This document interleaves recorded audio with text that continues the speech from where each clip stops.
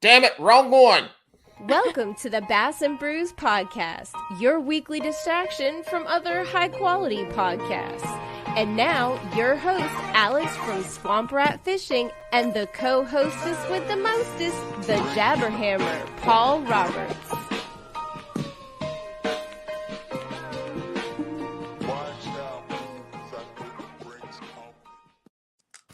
Hey-oh, I messed up the intro, dadgummit. Look, y'all, man, Alex is back. He's flying in tomorrow to, I think, Indianapolis.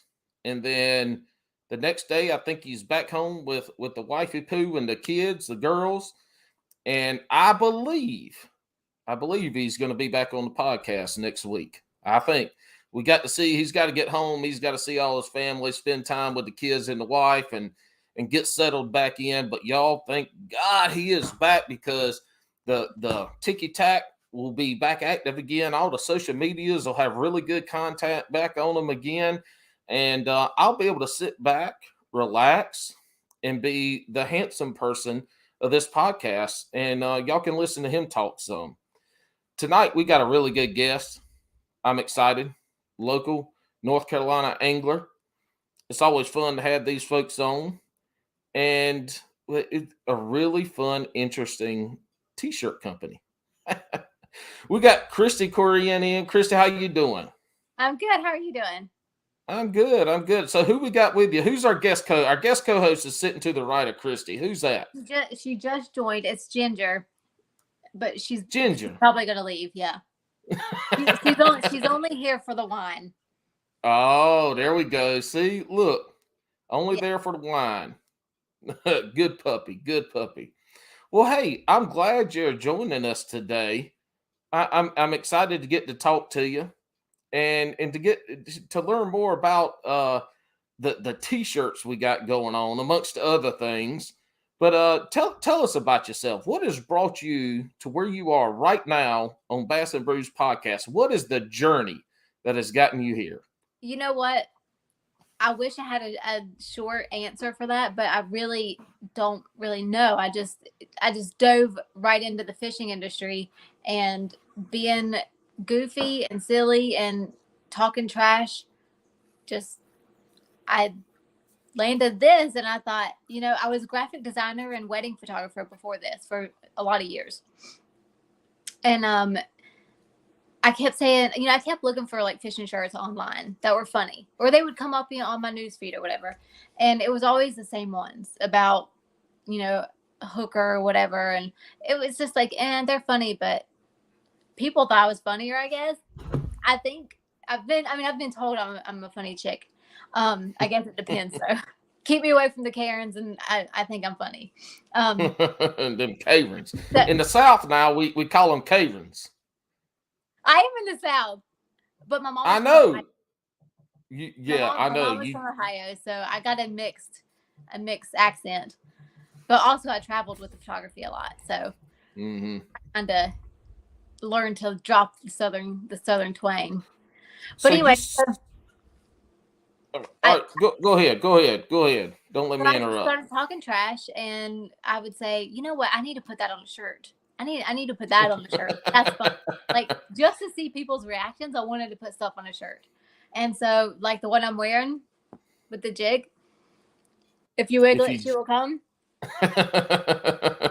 So I've got, so that's, I saved a picture, and that was the one that I liked the most. And then I also saw it's the Goldwater Bass Fishing Leggings. And for all of those that are listening through the podcast, I'm showing the picture of these, and we'll talk about our website where you can go look at this gear. I'm like, man, that is perfect for the Queen City guys, because the Queen City kayak bass fishing guys love their leggings, and you have naughty fishing leggings. Yes. On here, and do they come in men's sizes? That's the question. It depends on how big the dude is, I guess. Well, I mean, they are leggings, so you can squeeze. You can squeeze a bit. You can squeeze a pretty fat dude into some leggings now. They're made to be squeezed into. I mean, I'd like to see that. You know what? I will provide a pair to the show if you can get somebody to squeeze into them. Shit, I'll wear them. You provide me a pair, and I'll wear them at the. I don't have any more tournaments after Saturday if I can fish that one. But you Well, send me a damn pair, and I'll wear them. I will. And you know what? Let me tell you, on weigh-ins, it gets a lot of head turns whenever you're wearing just leggings. Yeah.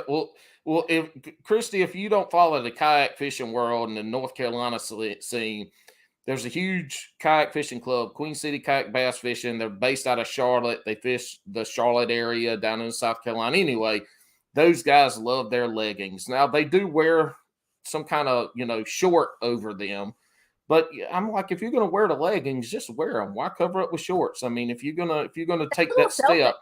Yeah, if you're going to take that step, commit to the leggings, and I will. I'll commit if I got a pair. You know what? You send me your address, I will get them to you because I'm about to drop a new design that's just like it's like a bass scale design.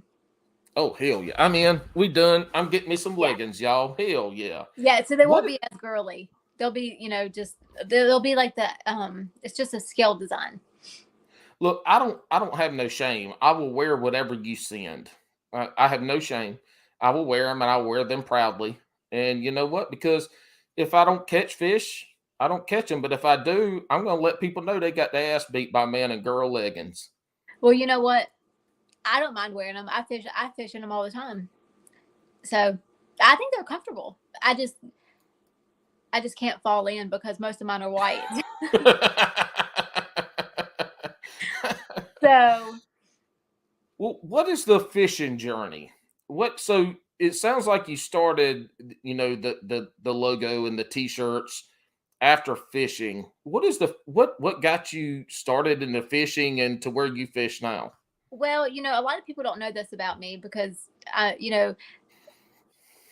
try to keep things light and humorous. But honestly, what started the fishing thing was I had a lot of death in my family, like immediate family. So pretty much almost my entire family died within a year or two.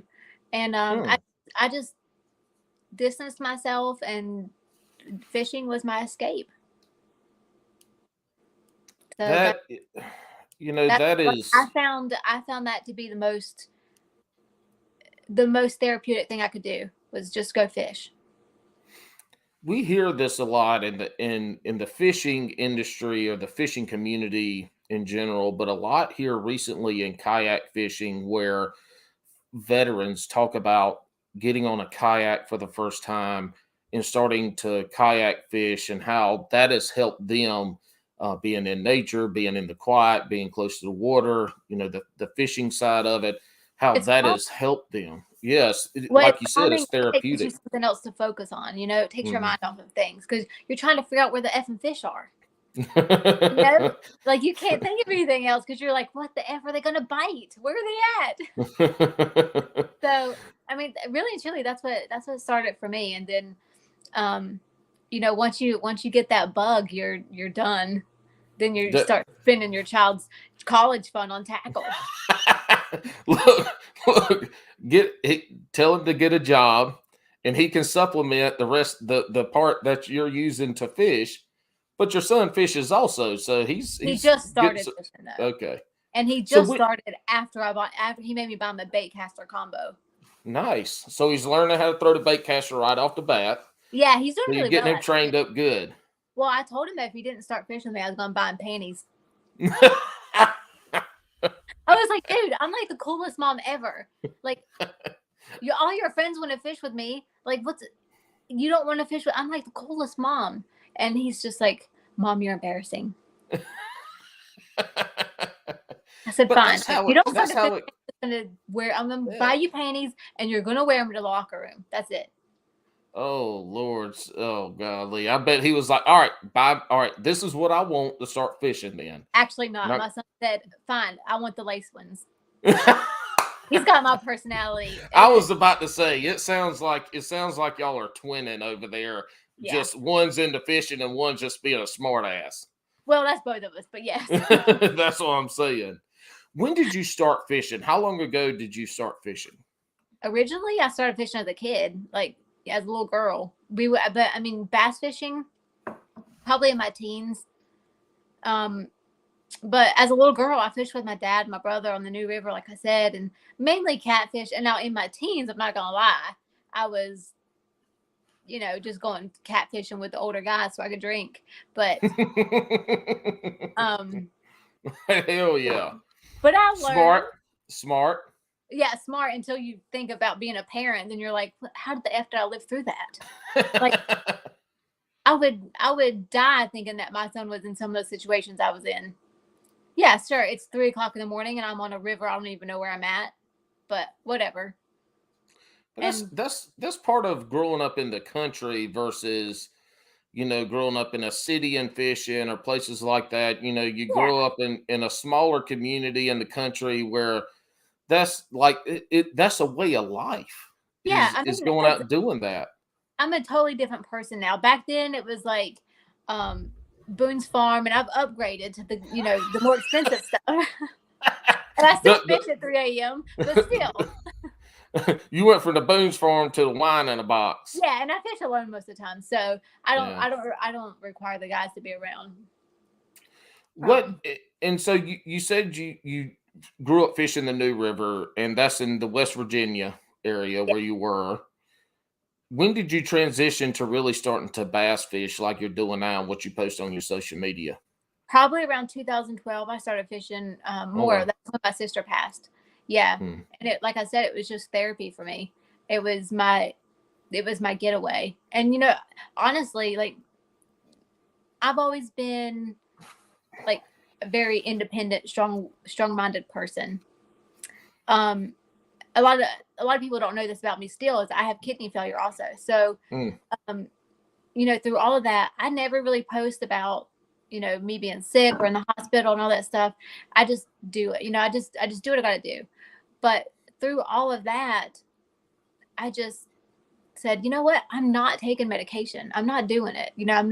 I'm not going to be the kind of chick that's on depression medication. I'll go outside and I'll work through it. And so fishing was that outlet for you to center yourself and to get some fresh air and to get clarity of mind. Yeah. I mean, granted, I completely distanced myself. I used to be like a social butterfly, total social butterfly. Like, everybody knew me in this area. Like, I couldn't walk into a place and somebody didn't say, hey, there's Kristi, just because I was a photographer and I'd been in a few magazines for that around here. That, and I'm just always talk to everybody. And, but I really distanced myself. And nowadays, unless it's like social media or at a fishing expo, I'm by myself at a pond. Like, you don't see me out, or with my son or Ginger. Like, I'm just a homebody. Like, the most people I conversate with in person would be the police officers that come around my local ponds to check on me in the middle of the night. Nice. I'm not lying. They know me by name. They're like, you going fishing? You catch anything? Like, if I stop at the gas station, get a Red Bull at like 2 a.m., they're like, hey, you catch anything? I'm like, oh, I'm just heading out. They're like, Kristi, do you have your gun? I'm like, yes. Were you in North Carolina when you started started bass fishing and stuff in 2012? Okay, so you're already in this area. Where were you fishing? Were you fishing? Did you have private ponds that you could go fish? Were you going to public bodies of water? Where were you when you started? What were you doing? I'm a girl. Everything's public if you're sure. Hey, Mr. Jim Bob, my name's Kristi. I just want to know if I could fish your pond. Look, hell yeah, go on, girl. Look, it's only the wives that don't like me. You show up with your shirt. You're like, can I fish your pond? They're like, uh-huh. They're like, yeah, show me what you got. Especially if I'm wearing the one that says, I love hard ones. Instant friend. You know what? Funny story. I was at ICAST, which I didn't know if I was going to be able to make it this year because my son had emergency surgery again. So I had to cancel last minute. But then I booked the flight last minute because I was like, okay, he's doing pretty well. And my son was actually like, Mom, go. You need to go. I said, okay. So I flew down last minute. And I was standing outside talking to a friend of mine. His name's Mike. He's the Bass Watch Hunter. I don't know if you know him. He's got a show out. Yeah, I know who that is. Okay, I don't know him, but I know who he is. Yes. Okay. So Mike and I were pretty good friends. So I was out there talking to him, and I'll look over my shoulder, and it was like the best moment ever, because to me, I don't know anybody like majorly in bass fishing. I mean, I do, but anyway. So this guy came up to me and was just pointing, like he was just pointing at my shirt, because I was wearing the one that said "I love hard ones," and it has a rattle trap on it, hard bait, you know. And I get it. I get it. It was the best thing, because it was Bill Dance. It was Bill Dance, and he just giggled and giggled, and he just kept pointing at me and said, "I like that one. I like it." Did you send him a shirt? No, I can't do that. No, we need to get his address. Send him a "I love hard ones" shirt and leggings. I don't think he'll wear "I love hard ones." Let me think. Let me think. Look, if you put a Tennessee logo on there, he'd probably wear it. You're right. That's done. I'll do that. I'm gonna put the Tennessee logo right over the crotch. There you go. I swear to God, oh my God, we got to show up to the Classic with Bill Dance wearing some just eat it leggings and I love hard one shirt at the Classic in 2023. And I would retire from nothing. Shoot, I would retire happy. Well, first of all, I don't think I'm gonna get him in leggings, but a shirt, I might be able to do that. Hey, the Tennessee logo might make that happen now. Yeah. Well, I did think about doing. I've got some funny shirts coming up that to be released. I just don't know which ones to release first. Some of them are a little edgy, you know.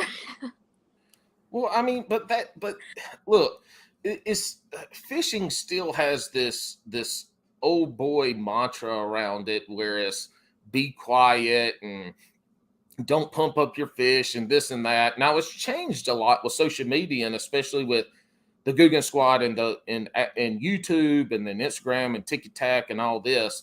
But I think in fishing in general, we need more edgy. We need more fun. We need more personality. People not afraid to show that personality, and people to just be a little damn crazy sometimes. That's why I love Ike. I hadn't talked about Ike on this podcast and for damn ever, but that's why I love Ike, because that dude is who he is, and people want to say, "Oh, he's just doing that shit in the camera and this and that." No, that's just who he is. He's got that personality. He's loud. He's it's obnoxious to a lot of people, but man, I love that. That's why he's my favorite angler, is because he wears every emotion on his sleeve, his hat, his hands. I mean, it's all out there. I like that. Well, that a lot of people say that about me, like at ICAST. There were a few, one in particular, which I won't get into the whole story until later, but one of the goats of bass fishing was, joking around with me and messing around. We're pretty decent friends. And I just said, "Look, dude, I'm not going to sleep with you. So no, I'm not going." And the lawless guys were like, "Kristi, oh my God." Like, and like he's like, "Kristi, just come hang out." And I was like, "Stranger danger, don't touch me with your wings," And the guys were like, "Oh my God, Kristi, do you know who this is?" And I'm like, "Yeah, I know who it is." And he was like, "You don't change for anybody, do you?" I said, No, I don't. The hell yes, that's fun. I'm sure there were beet red faces in every corner that heard that. Let me tell you, it was the funniest thing, because I could be walking up to a booth and people are already pointing at me like, "Oh, there she is. There she is." Like, what is she going to say? Are you the loudest person in the room? I'm not the loudest, but apparently I'm the most mischievous. Well, okay. Well, hey, loud it, and also, so I'm fairly loud because I'm hard of hearing and colorblind, so I talk loud. But there's something to say about being the loudest one in the room without having to say nothing too. Yeah, I really don't say. I mean, I'm not loud at all. Actually, I can't. My voice is not loud at all. Well, But when you just said that, when you just said I'm not loud, Ginger popped her head up and gave you the side eye. Like, this woman is lying, y'all. She screams and hollers in this house. I mean, no, I don't. Ginger gave you that side eye now. No, I don't. I only yell at her. Well, I No, mean, I that's don't what yell. puppy dogs are good for, is getting yelled at so you can love on them later. She's spoiled. I can tell. I can tell. But so yeah, I don't change for anybody. Matter of fact, one of the shirts that I have coming out, I mean, I'm gonna make some enemies, which is no big. I mean, it's no surprise. But it says I have a fat girl fetish, and it has some big fat fish on there. Mm-hmm. This chick knows how to work a worm. With a single on there. See, those shirts work because of that subtle picture of the lure. Right. That's what. So anglers will get it. Other people walking about, oh my God, did you see her shirt? But that's funny though, because I would have, when I first started looking at the shirts, and I got it right away. It's funny as hell. But that is that first second of seeing that shirt where people, what did she just say?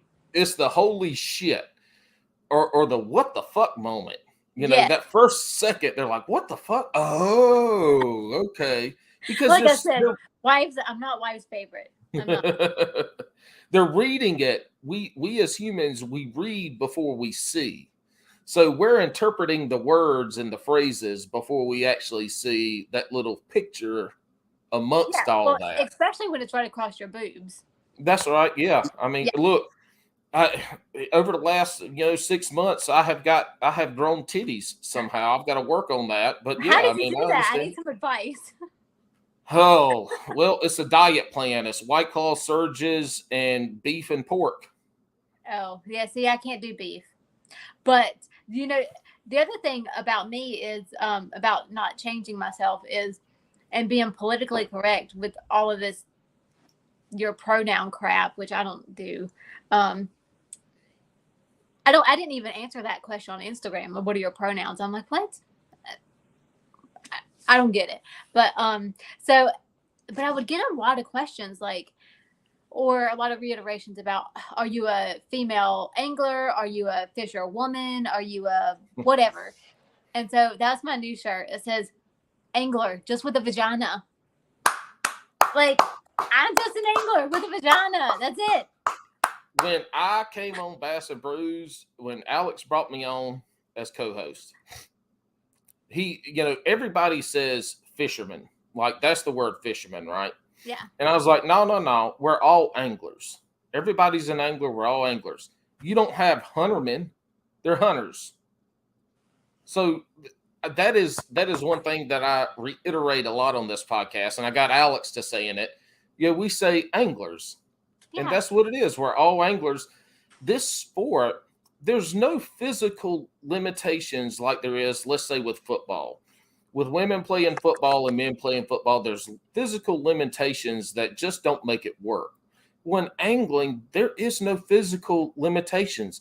The age limitations are huge. A 15-year-old and an 80-year-old can fish the same way.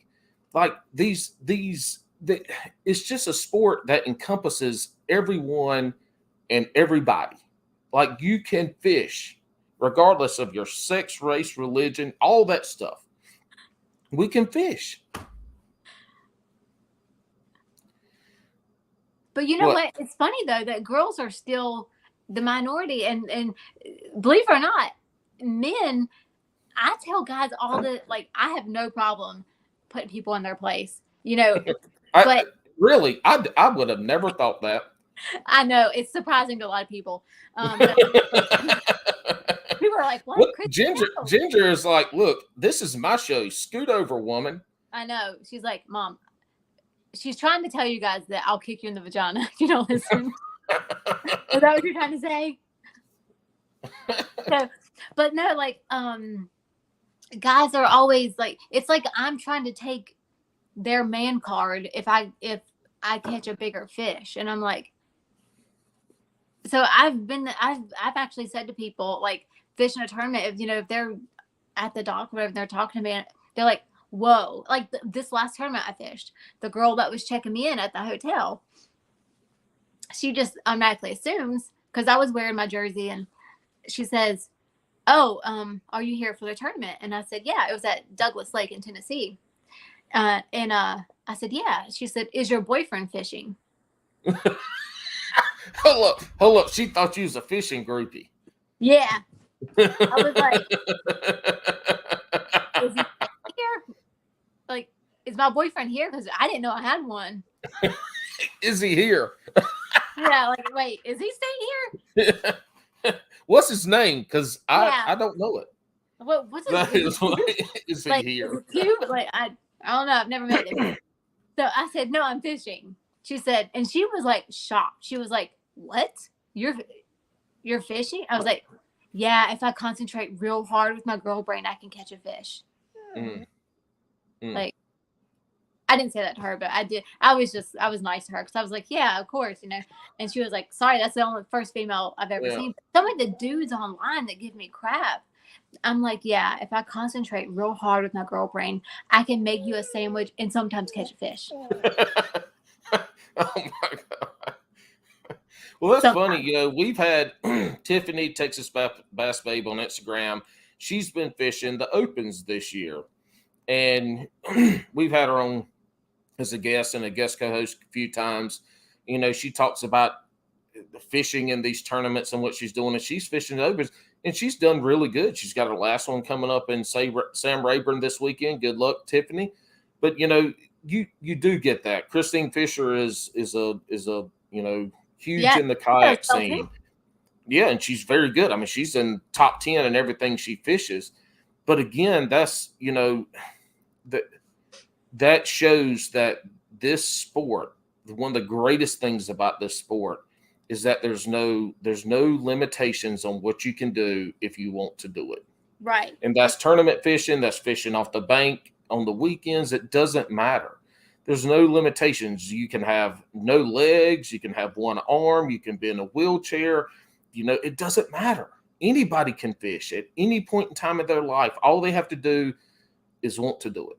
Yeah. Well, in a lot of ways, and I've said this to a lot of people, and a lot of the guys agree. I mean, there's some of the pros that agree with me. They say, if women actually have an advantage to fishing, because women tend to fish more slow. It's like we're just slower at fishing. We retrieve slower. We can set the hook just as good. You don't have to be strong to set the hook. You just got to know where the fish are. And a lot of times the women that are fishing slower, that Cinco, even because it's that's a go-to bait. You're never gonna fail fishing a Cinco. Most times they're going to hit a Cinco if you fish it slow enough. And that's a good point. Yeah, that's a good point. Slow down. I've got a buddy. All the guys that I've ever fished with, they rush. Yeah, I'm an impatient fuck. I'm very impatient. But I have a buddy that fishes, and he takes his wife fishing with him a lot. And one of the lakes we fish, we throw a lot of blade baits. And we're yo-yoing them, or we're dragging them. And every time she comes out, she catches more fish typically. A lot of times she catches the biggest fish. And if you watch her, she's very methodical in what she does. She is slower in her presentation. And it's a fact. He sees it all the time. I've seen it. Like, it's just a fact. You see that. There's more methodical approach to it. Yeah, and I see that kayak fishing big time, because you're not on the trolling motor. You're going even slower in the kayak. Well, some of them got trolling motors go pretty fast now, but in general, yes, you're still, when you make a run, that's half a mile down the lake. Yeah. you're not hitting. And you really, whenever you fish the docks and you fish, the areas, you really fish it.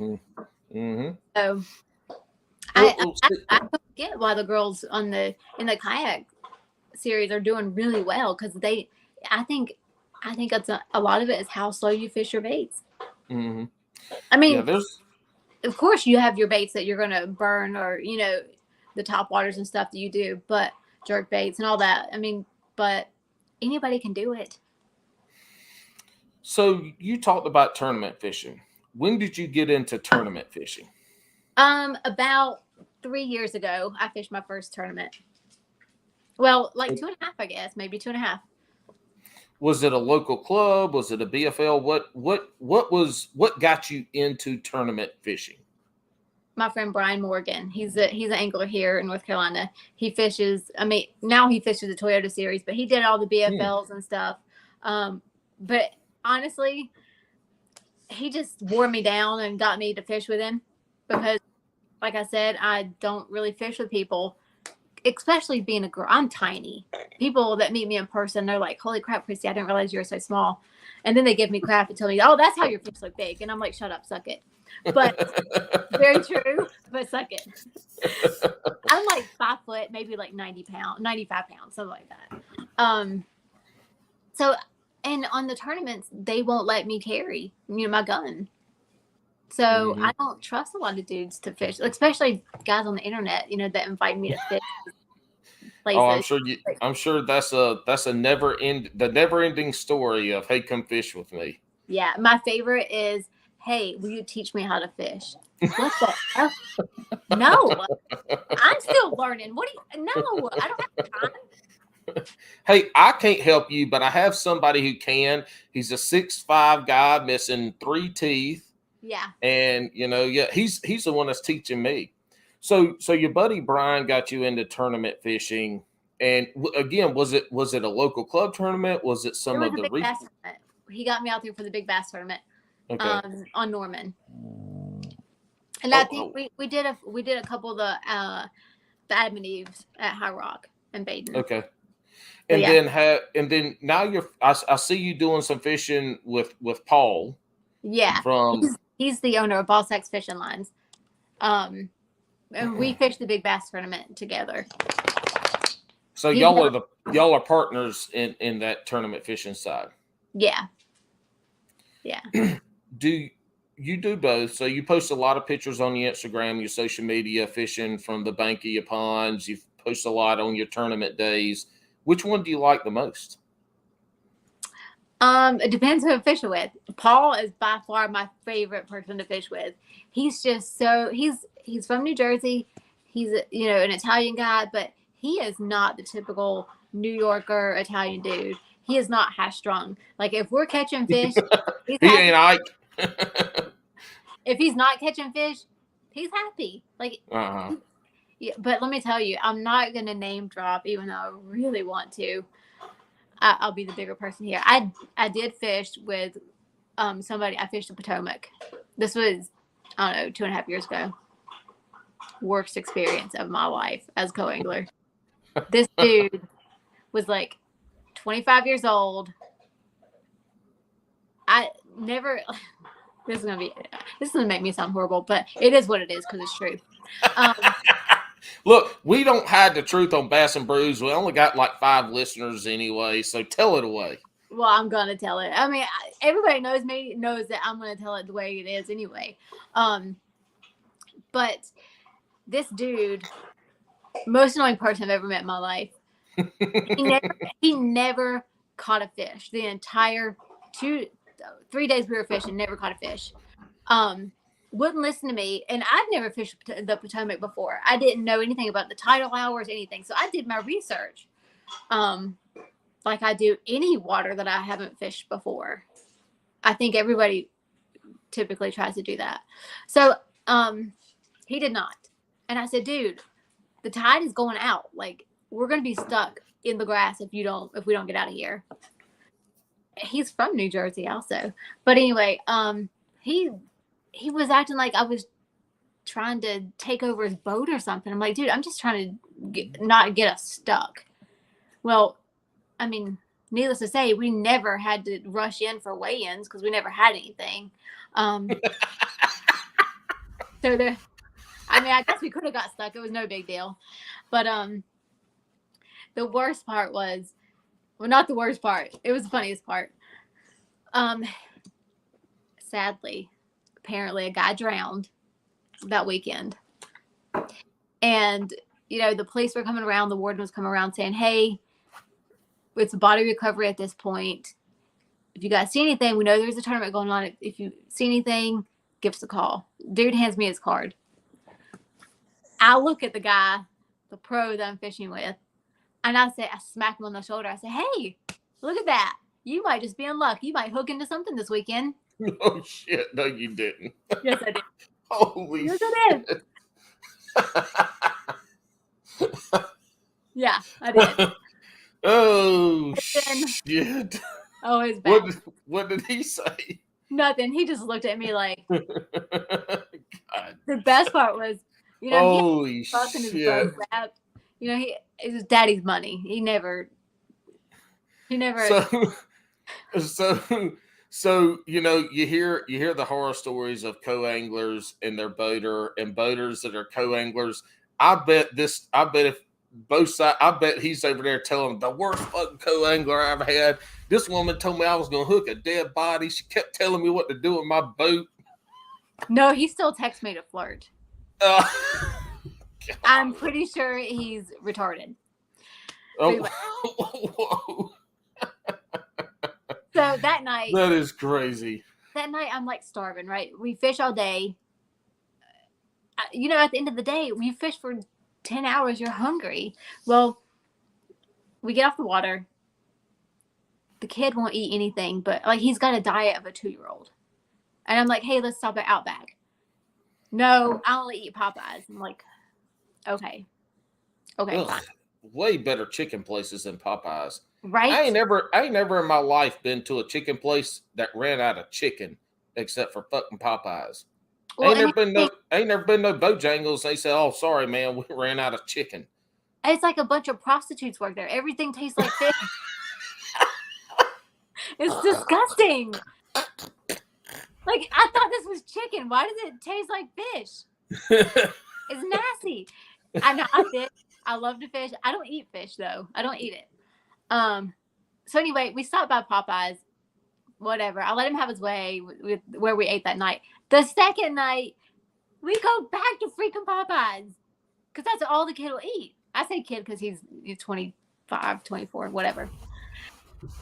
And I'm like, I was mad at that point. I was like, seriously? Like, you're not even compromising on food. I didn't even get anything to eat. This little kid, probably, I don't know, 7 or 8. He sees us walk in. And, of course, he just sees the guy with the boat wrapped and truck wrapped. He looks professional. The kid and his dad walks up to him and says, hey, are you a professional fisherman? The dude bends down. He's like, yeah, I am. I said, what? Hold on. Actually, he's not. Oh, my God. Hold on. I said, he is a fisherman. I said, but in order to be a professional, you have to actually cut a check and make money at things. And he's never cut a check, never actually placed in a tournament. So he's not a professional yet, but he's working towards it. There we go. That shit. Oh, my God. But, you know, this is like a Comedy Central roast right now. I know. Except it was in real life at a fishing tournament. Yes, but let me tell you, that's the kind of douchebags that, you know, that's why I don't fish with dudes anymore that I don't personally know or, you know, I've built trust with. This dude, I don't know. People probably don't even know my real age, but I'll be 40 in April. So I'm like, girl, you young. You a youngin'. But this kid was like 24, right? So, and get this. This is what made me really mad. On the run in to weigh-ins, which I don't even know why we were in a freaking hurry, but you know how everybody's running in, you know, max speed going into the marina. I don't even know who was behind us, but whoever was in the boat behind us flipped him off and was like pissed and was like yelling at him because this kid, after this whole entire weekend, now you've heard how nice I've been to him, right? He literally like killed the engine and this boat almost goes over top of us, like almost kills us. I mean, you know how it is running in. And so whoever it was behind us goes around us and he's like flipping us off and like, are you effing stupid? No. And I'm like, what happened? Like, what happened to the boat? Like, did you run out of gas? Like, what happened? I wouldn't put it past him. He stops because he asked me to be his girlfriend. What? Yeah. I said, hold on. I said, one, you just about got us freaking killed. And two, you're the most annoying person I've ever met in my entire life. Three, I could be your mother. No. I can't get on the plane fast enough. I am glad.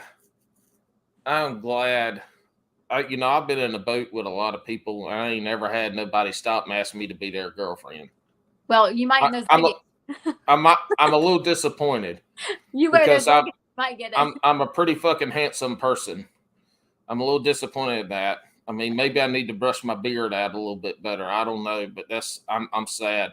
You know what? Next time I go fishing with my buddy Steve, I'm gonna ask him why he never asked me to be his girlfriend. Right. I mean, although that's he wild. He might if you wear those leggings. Yeah, you know what? He probably wouldn't let me on his boat. So what I'd have to do is wear some pants over the top, some transition pants over the top of them, and take those off while we're on the water. Yeah. Yeah, it's like girls in makeup. You got to hook them, and then the one they're done. Yeah. It's got to be one of those TikTok videos where the girl's got her makeup on, and then she takes it off, and you're like, whoa, that's a little different. Yeah, like you wake up and you're like, whoa, this isn't the chick I took home. Right.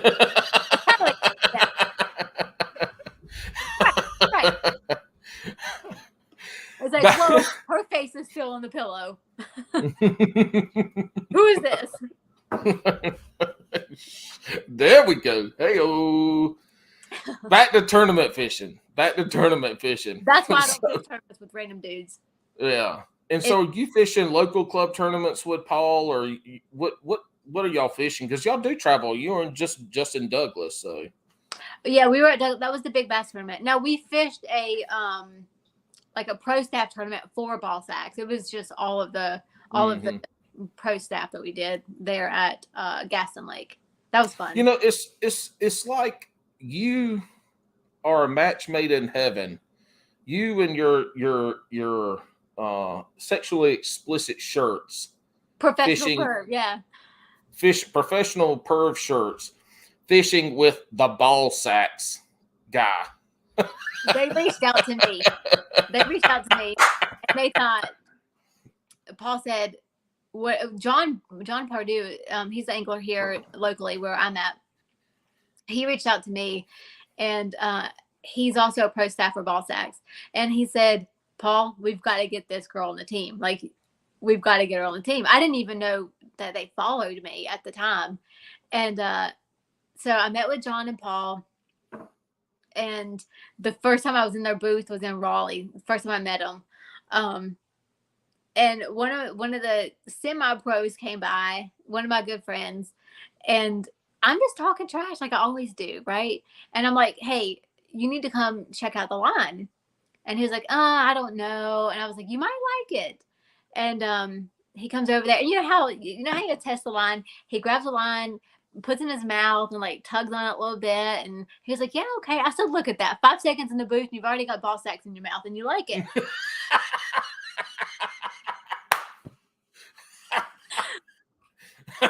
He smacked me. He said, I hate you, Kristi. I hate you. So, Kristi, when do we get a I love ball sacks shirt? I already have one. Okay. I haven't looked at the whole lineup, but okay, we have an I love ball sack shirt. Yeah, I actually posted one in a tank top. But at ICAST, I was asking all the dudes, hey, do you have ball sacks on your rod?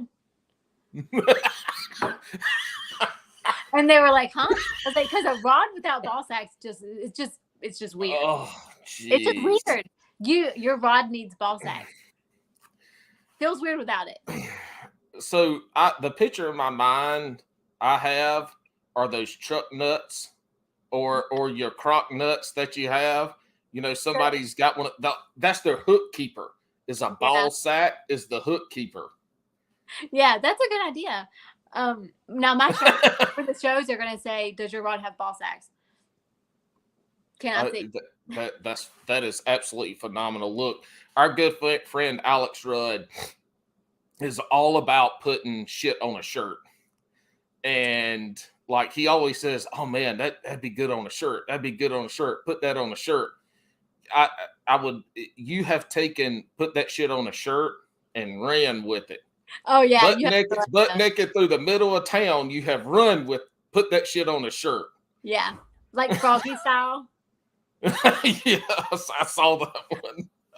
Yeah. And a lot of people don't know this, but I hand draw all of my designs. I hand draw. No shit. So Yeah, you're an artiste. I'm an artist, yeah. See, that also goes to people that are really good at fishing have an artistic ability. They have something they can see. They can see something and they can put it on paper, or they can visualize something and make it happen, right? That's art. There's something special about that skill, because when you see in fishing, you see a lot of stuff, but you can't necessarily see the fish. So being able to see something in your mind and then to put it into a function. I'm rambling here because I'm trying to think of the words right. But anyway, yeah, articulate it, put it down on paper. But that's so much about fishing is you see something. It's that instinct, as we talked about with Jimmy Washam last week. That instinct, you have that instinct. You see something, it's like shit. You know what? Let me just pick this rod up out the locker box that I didn't even think I was going to throw, and boom, there it is. And believe it or not, I've ran into a lot of people just fishing while I'm out fishing. A lot of people that are anglers are artists that you don't realize that they are. And there are two things that I have patience with, and it's art and fishing. Beyond that, I wasn't born with patience. Yeah, me either. I have a lot of, I'm the person that growing up as a child fishing, I could go fishing all day, not get a bite, and be, never want to leave. At the end of the day, it's dark, and my daddy or my friends or whoever's like, it's time to go. I'm like, no, next cast. As I said earlier, I'm an impatient fuck. Like I do not have it. But when it comes to fishing, I will go out there from sun up to sundown, won't eat, got to force myself to drink, all this stuff. I will fish. I will do it. Now, because it's that last cast that you get a nibble, and it's like, wait, hold on. Yeah, and it was a stupid ass catfish. Yeah. But I got a bite. Whatever. Yeah. But I have undiagnosed ADHD for sure, because my son was a spitting image of me, and he's wild as hell.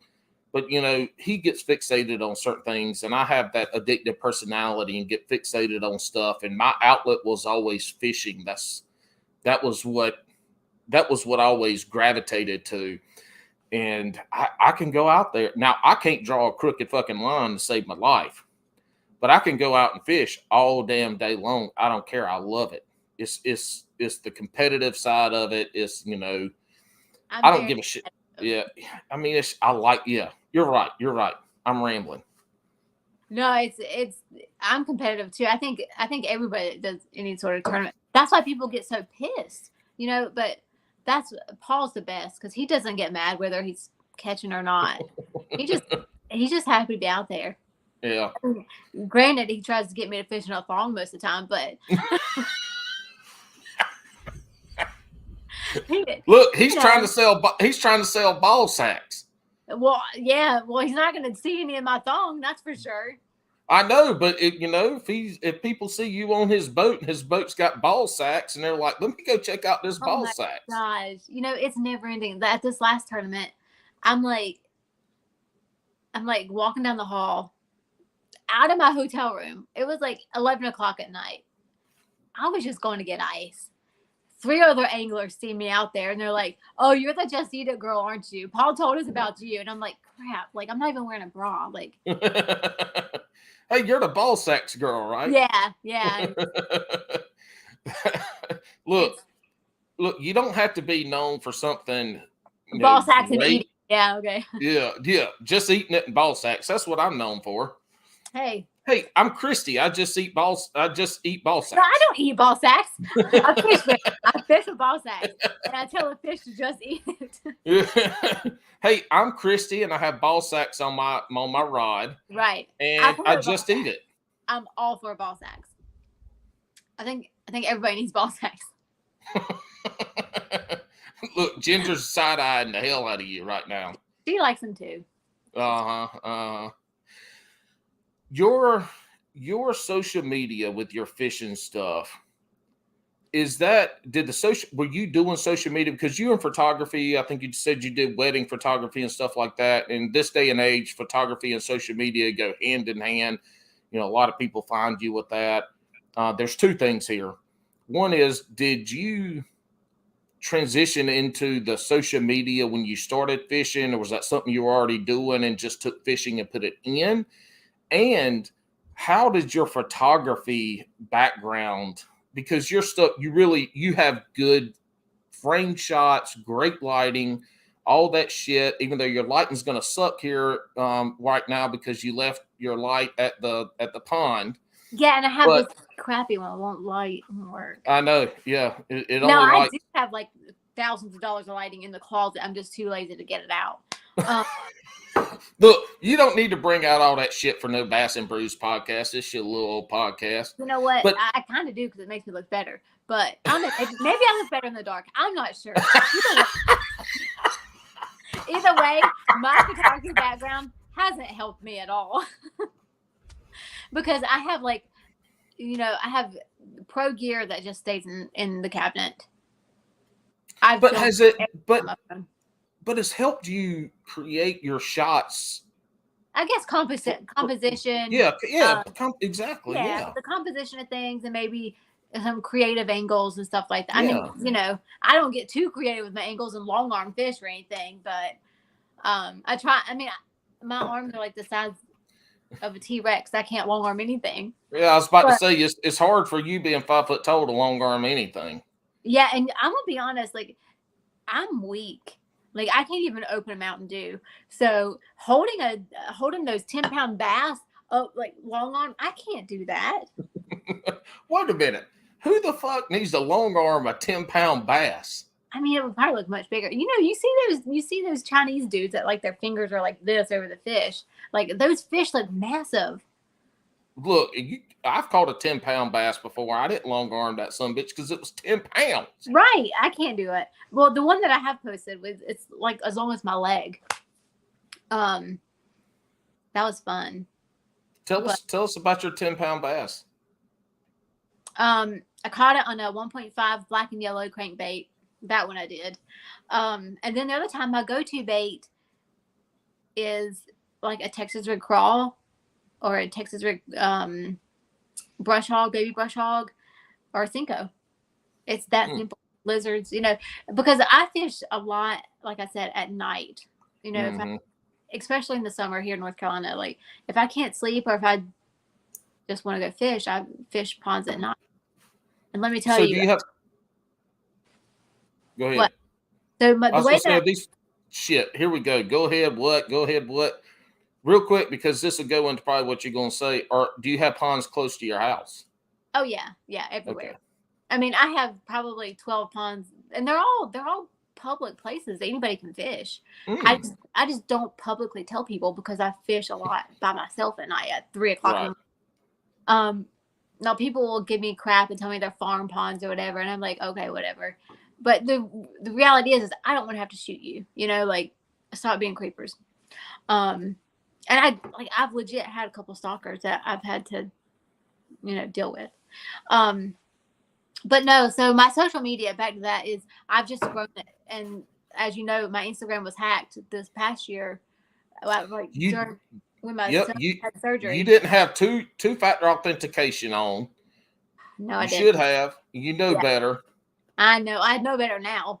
But my Instagram was close to 12,000 followers, and I had to just start fresh.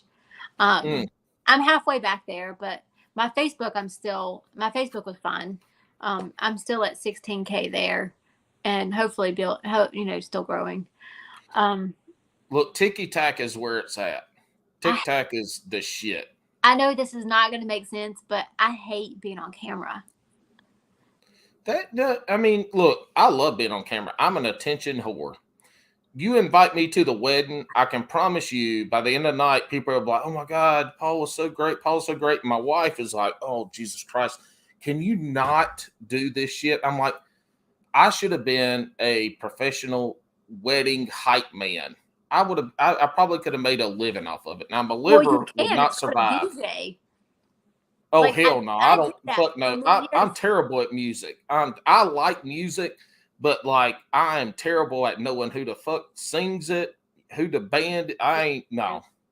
I want to drink. I want to dance with all the old women, and I want to hug people. Oh boy, I act the fool. I do too. Well, I mean, I do too. Like everybody will tell you if you meet me in person. Like I have these dudes or these people on my social media that tell me that I'm intimidating. Because I'm a chick that likes to fish and I'm decent at it.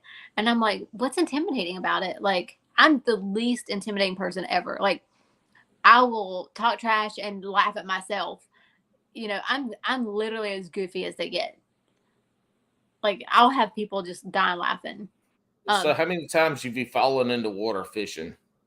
None. Well, damn. How goofy are you, then? Well, I said I'm goofy, not stupid. I know what my feet are.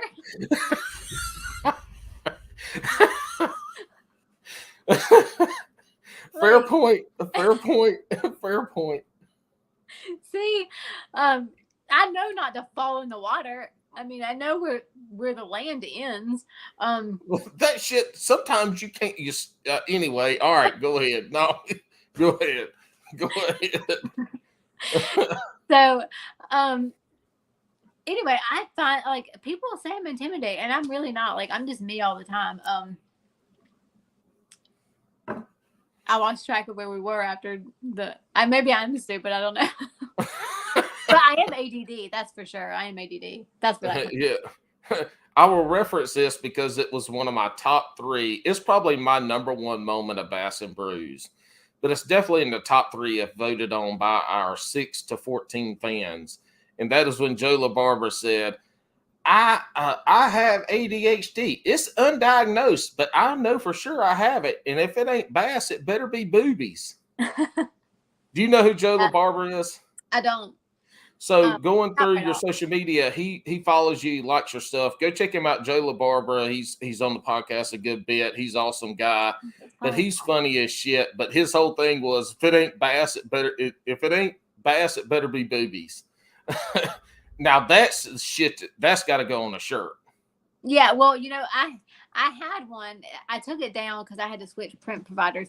But I had one. A lot of people didn't get the reference anyway. It wasn't one of my top sellers, but you probably will get it since you do like music. It said Bass and Kitties. Bass and Kitties, Yeah. Yep. But a lot of people didn't get that reference, so that one's not on there anymore.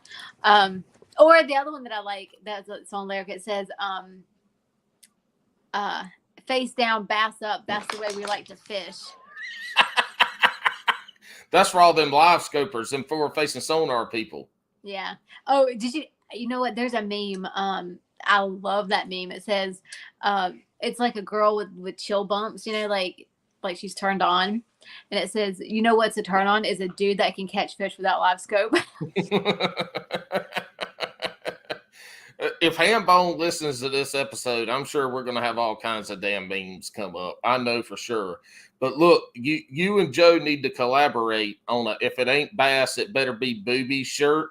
Y'all need to collaborate on that shit because I think that would be a good one. But back to where we didn't know where the hell we were earlier.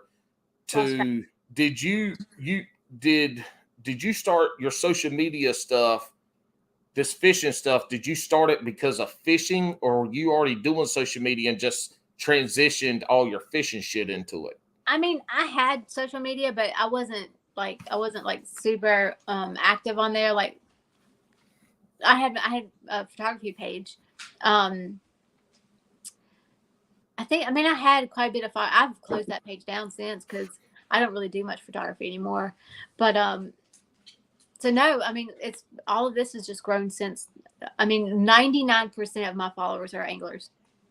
Mm-hmm. Is your social media posting your journey and your fishing and what you do with your friends and your family? Is that part of you coping with everything? And does this fishing and the social media together, is that all one thing into coping with the loss and everything that you've gone through? And like, do they go together? Is it just one and is it fishing and then social media, or do they go together, being able to share your story and journey and catches? No, actually, they don't go together at all because I don't share that side of me a lot. Like, people don't know me like that. They don't know like my loss and stuff. So no, social media is basically a job for me. It's marketing, for my company. So, no, social media is more of a job. Yeah. Well, look, even if it ain't a job, social media, that shit's fucking hard because you have to put that shit out on everything. Especially if you're old. Like, I feel like my grandma now. Like, I don't know what these buttons do. Like, I have to ask my son, like, what does this mean? Like, why do I need tokens? Look, so Alex started doing TikTok and he's like, dude, Instagram is on the way out. He said TikTok's a shit. And he took, from the time he was gone the first time to the time he left, that short time frame in there, he took the Bass and Brews TikTok to where it is right now. I have lost people on TikTok because I don't post it. He does all anyway. I talk about this shit every episode. But anyway, he was like, man, dude, you gotta do TikTok. Gotta do TikTok. I'd had it for a while, and I would fool around with it and this and that. And then finally he's like, you got to do it. So I started doing a little bit of stuff here and there, and then I really got into it. And I like the views and I like the likes and the shit on TikTok. Now I do stupid ass shit. I just posted in the last week, I posted a post of me. So I do this thing called Y'all Look. And I did a Y'all Look. I was in the grocery store today, Y'all Look. And I took the phone from my face and showed a carton of eggs. Like, golly, that some bitch has got like 8,000 views. I just did one I just posted one this morning, I think it was. Same thing. I'm in the grocery store. I'm like, y'all look. And I show a box of Captain Crunch. I'm like, golly. Yeah, it's got like 11,000 views just today. Now, that ain't viral by any means, but when my videos on TikTok average 300 and I've got one at 11,000. But see, I do stupid shit. I like that short form type of stuff. I don't edit it. I just fucking do it and post it. I love that shit. But people, they get to that. I've been getting my name that bass. I catch a bass, I name it, I let that bitch go. Just in the last week when I started posting those again, I've got like 60 followers, all bass fishing, all fishing people. So I don't know, that TikTok right now is just kind of where people are gravitating to, because you get those 7-10 second videos, and I think it's how short those videos can be. But the other part, people leave you with a lot of intrigue, like, what the fuck's going on here? And so they keep watching it 3 or 4 times where they realize this motherfucker's an idiot. I ain't looking at nothing. Yeah. Well, my son, like I said, he's like, Mom, stop. Like, you're embarrassing me. So, and he's also like, he's 12 years old now, but he and his dad, they get along. He's a great dad. We co-parent really well, but we've been divorced for a long time, 10 years or so. Well, I've not dated. Like, I don't date around my son. I wanted my son to, have respect for love and marriage eventually, and, all that good stuff. And I didn't want, I wanted stability. So I just never dated around my son. Well, it's kind of kicked me in the butt because now nobody's good enough for me, and me dating is like, whoa. So if anybody even looks at me or flirts with me, it's kind of like I have a dad. So I am not allowed to dance on TikTok at all. Like, you got to block your son from your TikTok. Yeah. Well, see, you know what? Nobody has caught on to this. Nobody's caught on. But there's been some people that posted on my Instagram. I shouldn't say this. I'm going to say it anyway. But there we go. My son has my personality. I'm going to say he goes to a Christian school. He's a good kid, but definitely has my personality. So he's created this fake Instagram account. So guys, if you get a comment back by somebody called, his name's Dickhole, I think, on there, I'm sorry. What are you talking about? No, look, this we can do all the, you can make up cuss words on this podcast. We enjoy it. No, that's my son's name on there. It's Dickhole. I know, but that's what I'm saying. You apologize for saying it on there. I'm saying you don't need to. for his comments back to my followers in the future. Oh. But I don't know what he's going to say. Oh, sweet. I love it. I'm going to start following the comments more then. Oh, gosh. I don't know. Well, I told my son, I said, Carson, stop commenting back to these dudes. And he was like, no, they're disrespectful. I said, calling your mom pretty is not disrespectful. Look. You know how you just said a couple times, Mom, you're embarrassing me. You need to look at him and say, Carson, you're embarrassing me. Yeah. He doesn't calling by his Instagram, his burner account.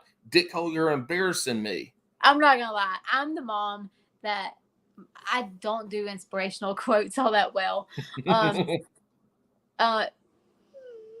So he has the only inspirational quote in his bathroom from me. Love mom. It says, hey, don't be a dickhole today. That's the best I can do. Look, I mean, that is pretty inspirational.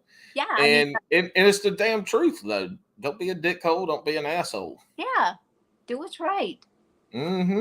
Mm-hmm. I mean, I probably could have worded that a little bit differently. But then I wouldn't be his mom. Like, I'm who I am. I'm not everybody's favorite. I am certainly not the favorite of a lot of the other moms, but whatever. It happens, but you got to be true to yourself, and that's all that matters. Yeah. You know what? Here's my thing. They don't even know how to bait a hook, so whatever. Mm-hmm. Mm-hmm. Heck, half the guys here don't. Listen, I've gone on 2 fishing dates. Horrible. One was this weird jump caster. Like, he would hop whenever he would cast, and I'm like, don't stand next to me. Like that, I don't even want to acknowledge that I know you. And then have any of them reeled their spinning reel upside down? No.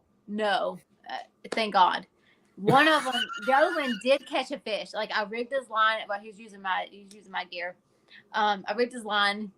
He caught a fish. It was a dink. It was maybe 8 inches, something like that. Please tell me you did not have to take the fish off the hook. He brings it over on the line, and it was like, here. And I'm like,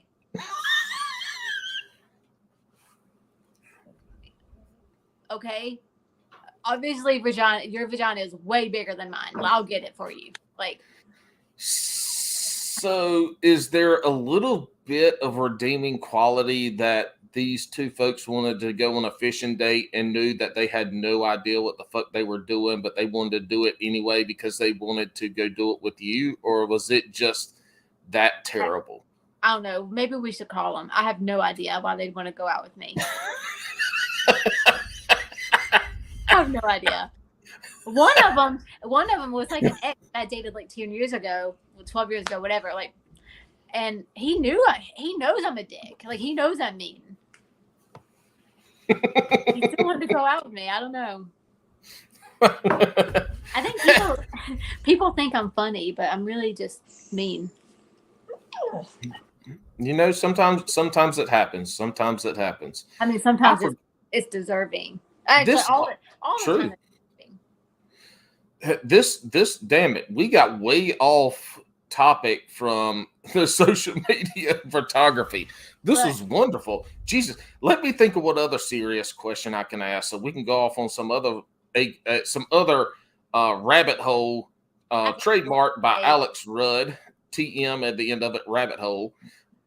Where your apparel, we'll call it an apparel company.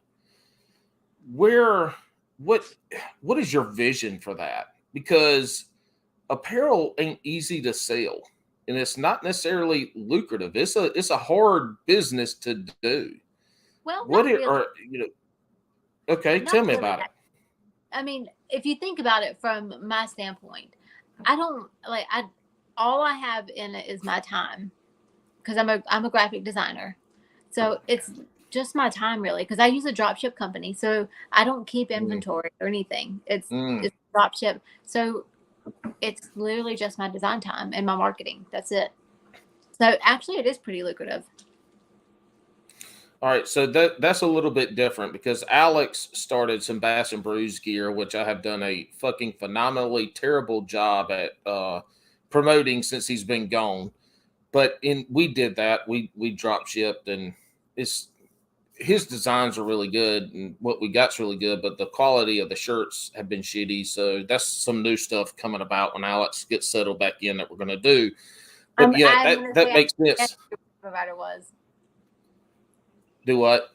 I said, I'm going to say I can guess who your print provider was, and I'll send you some information after this. Okay. Yeah, this is something we'll connect you and Alex to talk about that bullshit, because my job is to show up and act a fool and be handsome. And but having inventory on hand. So I imagined you had a spare bedroom with like shirts and shit stacked up all over the place, and you packing bags all day long and mailing shit out and taking stuff to the. I don't have time for that. See, that's smart. Man, fuck them shirts. I'm going fishing. Get somebody else to pack them things. I'll tell you what helped me the most with my business is my marketing background. So as a photographer, I actually taught a seminar on marketing and branding to other photographers. So marketing is my forte. What is wrong with Ginger? Is she hungry? Is she starving for attention? She wants my attention. She doesn't know who I'm talking to. You can hear her whining. Ginger, yeah. People are thinking that you're being something. There, I gave her a piece of cookie. So anyway, marketing is the thing. So for me, it's about consistency with your marketing, which I've sucked at lately. But if you're putting it out there in front of, I think my typical reach every 20 to 30 days is about 50,000 people. So, because, you do all that statistics and analytics crap. So that's about my reach. And anytime I post, it's about 50,000 people monthly that see me. And like you were talking about your videos on TikTok, my reels on Facebook and TikTok have gotten 100,000 views, 160,000. Wow. I mean, it's kind of crazy, but the key point is having a vagina. There we go. There it is. Yeah, there it is. That is a marketing key point. So let Alex know to get his wife in some gear and post some of that, and you'll start selling more. But really, what if I wore tank tops and crop tops and some leggings? Would that work? Maybe. Do you have a vagina? No. Well, I don't think so. Then probably not. Okay. But so this. Go ahead. Put your wife in some, and I guarantee you're gonna get way more views. Duly noted. Me and Alex will have a meeting about this next week, and we will see what we can accomplish. Get the wives in the gear, and you're done. All right. So this podcast, Alex started this podcast, and the majority of our people, and this is where I found you, was off of Instagram. the majority, or maybe it was TikTok. I can't remember, but I saw whatever I found you. I saw you were in North Carolina, not far from where I am. I was like, oh shit, this is cool. So I started following you, and then I reached out to this. But this podcast is based off of content creators, and it could be YouTube, Instagram. It doesn't matter. Podcasters, it doesn't matter. And they're in mainly the fishing world, but the outdoor community. We have a lot of folks that want to start podcasts, or they're just starting the social media side. So what you're saying is, if you can take that social media presence and grow it, and you can create some kind of brand off of t-shirts and hats and leggings, socks, whatever the hell it is. Create your And brand. either you have a vagina, or you got a vagina that'll market this, that'll wear the stuff that you can be Pay for successful. it. Yeah, you can buy one, buy a vagina, and just have them wear it. Which you? Well, I mean, look, let's be real, but Yeah, a I'm not wife. talking about like overseas or anything. You don't actually have to buy it. You just have to. All You're talking about a marketing professional, semi-professional model to Not market your even. fishing gear. Let me tell you, I'm gonna plug a company that I use that no sponsorship whatsoever, but it's a really good. I mean, it's a really good avenue for using mock-ups and models, and it's placeit.net. Placeit.net. Y'all hear that? If you want to do marketing for your clothing, placeit.net. Well, it's for anything. They have mock-ups for clothing. They have mock-ups for signage. They have mock-ups for everything. And it's all blank. And you can just superimpose your designs on these models. There's videos and photos. They have templates for everything. It's a monthly fee, but it's way worth it. Way worth it. So see, you don't even have to buy a vagina. You just have to know where to get them. And we ain't talking about Spencer's at the mall. No. Or Adam and Eve down the road here in Hillsboro. No, that's where the jump caster lives. You're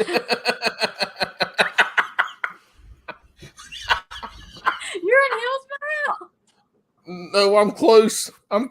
I might know him. Actually, no, I won't know him. If he's jump casting, I definitely don't know him, because you can't jump cast out of kayak, because at least I couldn't. My fat ass would be done fell in trying to jump cast. Yeah, no, it was bad. Oh my God. It's been a long time since I've had somebody take questions and just fucking veer off into left field, jump the fence, and run into the woods. I mean, straight. This is remarkably unbelievable. I'm ecstatic about this. It happens. So have you grown your social media because of the clothing, or have you grown it because of how you do social media? I think it's just my personality. I think people just think I'm goofy. But you're not stupid, because you hadn't fell in the water. Stupid. Right. Now I'm going to fall in the water. I'm going to be like, okay, I'm stupid. You better be recording that shit, and you better post it. Don't be hiding falling in the water now. Yeah. You know what? I don't record that often. Well, I can't now because my stand's somewhere with some kid, but I don't even know where it went. I left it. I was fishing and it started raining, and it was time to go. I have to set alarms during the day to go get my kid from school so I don't forget him while I'm fishing. So I left. I left. Hey, where's your mom? Oh, she's probably running late fishing. She forgot to set an alarm. Do you need a ride home? Mom. No, she'll be here at dark. Yeah, I'm the only mom that shows up to pick up smelling like fish, I think. On purpose. Yeah. Imagine going into the PTAs like that. Sorry, it's me. I'm the one that smells bad. Yeah, I've been fishing. Just let it. I've been fishing. Nothing else. Nothing nefarious. Yeah. Well, I do have a design idea. I haven't put it together yet, but it says hookers smell like fish. Oh my God. Yeah.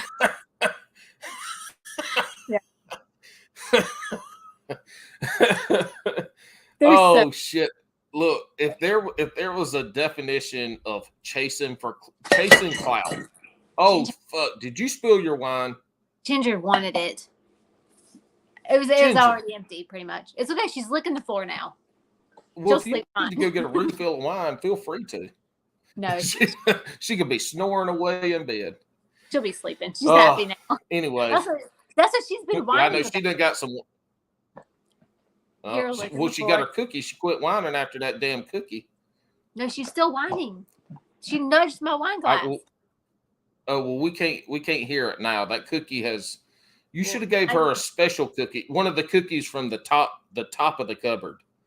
You know what? I wish I had some of those. I've never done that either. Could you? I've never gotten high in my life. I don't even know how goofy that would make me. You definitely fall in some damn watered in. Yeah, probably so. All 95 pounds of me. I would probably OD. I'd probably be the first person to ever OD on THC. Well, the people that I know, I don't do the drugs, but the people that I know that partake of them say, I always ask them, why smoke it if you can just eat it now? Because edibles have come a long way. And every one of them go, I have never been so fucked up in my entire life than the time I have eaten THC versus smoking it. And they're like, I can regulate, smoking it, but when I eat it, it's like, all or nothing. But I don't know. Done either, so, but yeah, I hadn't either. I think with me, it's like, so I have a kidney stone that's in my kidney that is there forever. It's never going to go away. And Lord, that must be fucking terrible. Yeah, it is. It's 10 millimeters. So it's there. My God. Yeah. So jeez. I've had people tell me all the time, Kristi, you just need to get high. So, because of the pain. I don't even take pain pills. I just don't. I don't want to know what it's like to not have pain. Because then I feel like I'm going to be like a drug addict or something. I do, because it runs in my family. It's a scary thing. Yeah. So I just never have. Yes. Yeah. I've always been, I don't like taking pills anyway or doing anything like that. But I just wonder what it would be like to, I don't even know how goofy I would be. Y'all probably wouldn't be able to stand me. Look, we can stand anybody. We have OG Scuba Steve on this podcast numerous times, and if we can stand him, his tall, lanky, dumb ass, we can stand anybody. I promise. I love you, Scuba. I ain't picking either. I'm just short. I'm a short version. Yeah. I wonder what we would look like next to each other. I don't know. I mean, Scuba Steve's, he's pretty tall. He looks like if Lurch and Gumby were combined, that would be OG Scuba Steve. Awesome. Yeah. But can he fit? Is he a jump caster? No. Oh, hell no. He's a good angler. He's a really good angler. You wouldn't know it over the last 8 months, though, because he started his own business and he hardly been fishing anymore since he did that. Yeah, but no, he's a good angler. He fished a good bit of MLF stuff as a non-boater the last few years. Just couldn't do it this year because starting a business, he went from being an employee to a boss. And when you're the boss and the employee, not only does your employee suck, but your boss sucks. Yeah, I know her. She's an asshole, ain't she? Yeah, she's a see you next Tuesday. Come in here. All right. All right. So you're fishing from the banking ponds. You're fishing with your buddy Brian and Paul in their boats. Why haven't you got and maybe I'm asking this question, you tell me if I'm wrong if you do, but why haven't you got a boat or a kayak?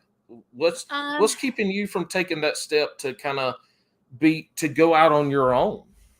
The kayak fishing, no reason really. One is because up until recently I drove a BMW car and I'm a single mom, so a lot of it is the time frame. Because I mean, I can't fish all the time.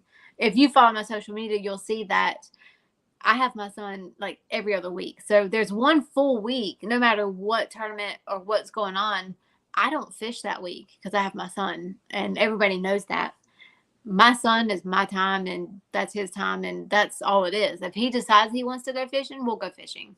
If he doesn't want to go fishing, we don't go fishing. We do whatever he wants to do. So a lot of it is just my dedication as a mom. Not just taking initiative to do it full time. But I do plan on getting a boat this year. All right. What kind of boat are you looking to get? I don't know yet. I know Paul with Tactical Sonar. We've been working together, and he's willing to. I mean, he's willing to do Time out. How many fucking Pauls do you know? You know more Pauls than I do. I have no idea. This is not Paul with bass sacks. This is another Paul. Good ball Lord. sacks. It's ball sacks. Oh, ball sacks. Lord, you got me all discombobulated. So no, you know what? This is gonna be sad to say, but there's people that come up to me at the expos, with the fishing expos, and they're like, "Hey," and I'm like, "Hey," and I feel terrible. Like I feel like a dick because I don't know who they are, and they're like, "Kristi, we talked on social media," and this one dude was like, I mean, I'm a nice person, right? So if somebody reaches out and they're having a terrible day, I try to respond to them and talk to them.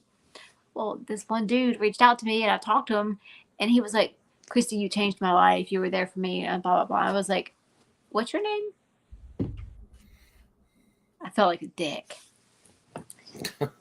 I will say this on that point though, interactions with folks on social media and then meeting them in real life. I'm very good with names, very good with faces, and I know people, but there are people I still run across every now and again, and we interact a lot on social media, and I'm like, oh shit, holy shit, it's you. Yeah, because their names don't match their usernames. Yeah, that or it's just you don't expect it. I mean, that is something to say about that interaction on social media and then meeting them. I mean, you take some people and they're just recognizable. Their voice, their face, their mannerisms are easily and then there are others that there's not that one thing that sticks out. Their social media sticks out, their posts, what they say, and that shit. Yeah. But their physical features, when you meet them, they don't just hit you in the face like some other folks do. Yeah, or like if somebody walks up to me and I don't, if they don't send me a message that says, "Hey, I'm going to be there to hang out or see you," or whatever. Yes. I'm just like, "What? Who are you?" And they have to tell me. I'm like, "Sorry," But then for me, it's like a mismatch. It's like there's these people that that. What is your name on Instagram? Your username. Are you asking me? Yeah, like Paul Heels. Paul Heels, like Tar Heels, except Paul Heels. Yeah, well, see, a lot of people don't use that. Like that, I can associate with. Like, okay, that's Paul. But there's guys on there that are like Jim 86403945521 PG. And not even that. They don't even put a name. It's like Bass Guy. Bass Guy. And they're like, "Hey, look, it's me, Frank." And I'm like, "What's up?" Like, who the fuck is Frank? Yeah, like I think this is my proposal. I think anybody that goes to the expos should also have their username on their tag. They need to wear a hat, so they need to wear a hat with their username.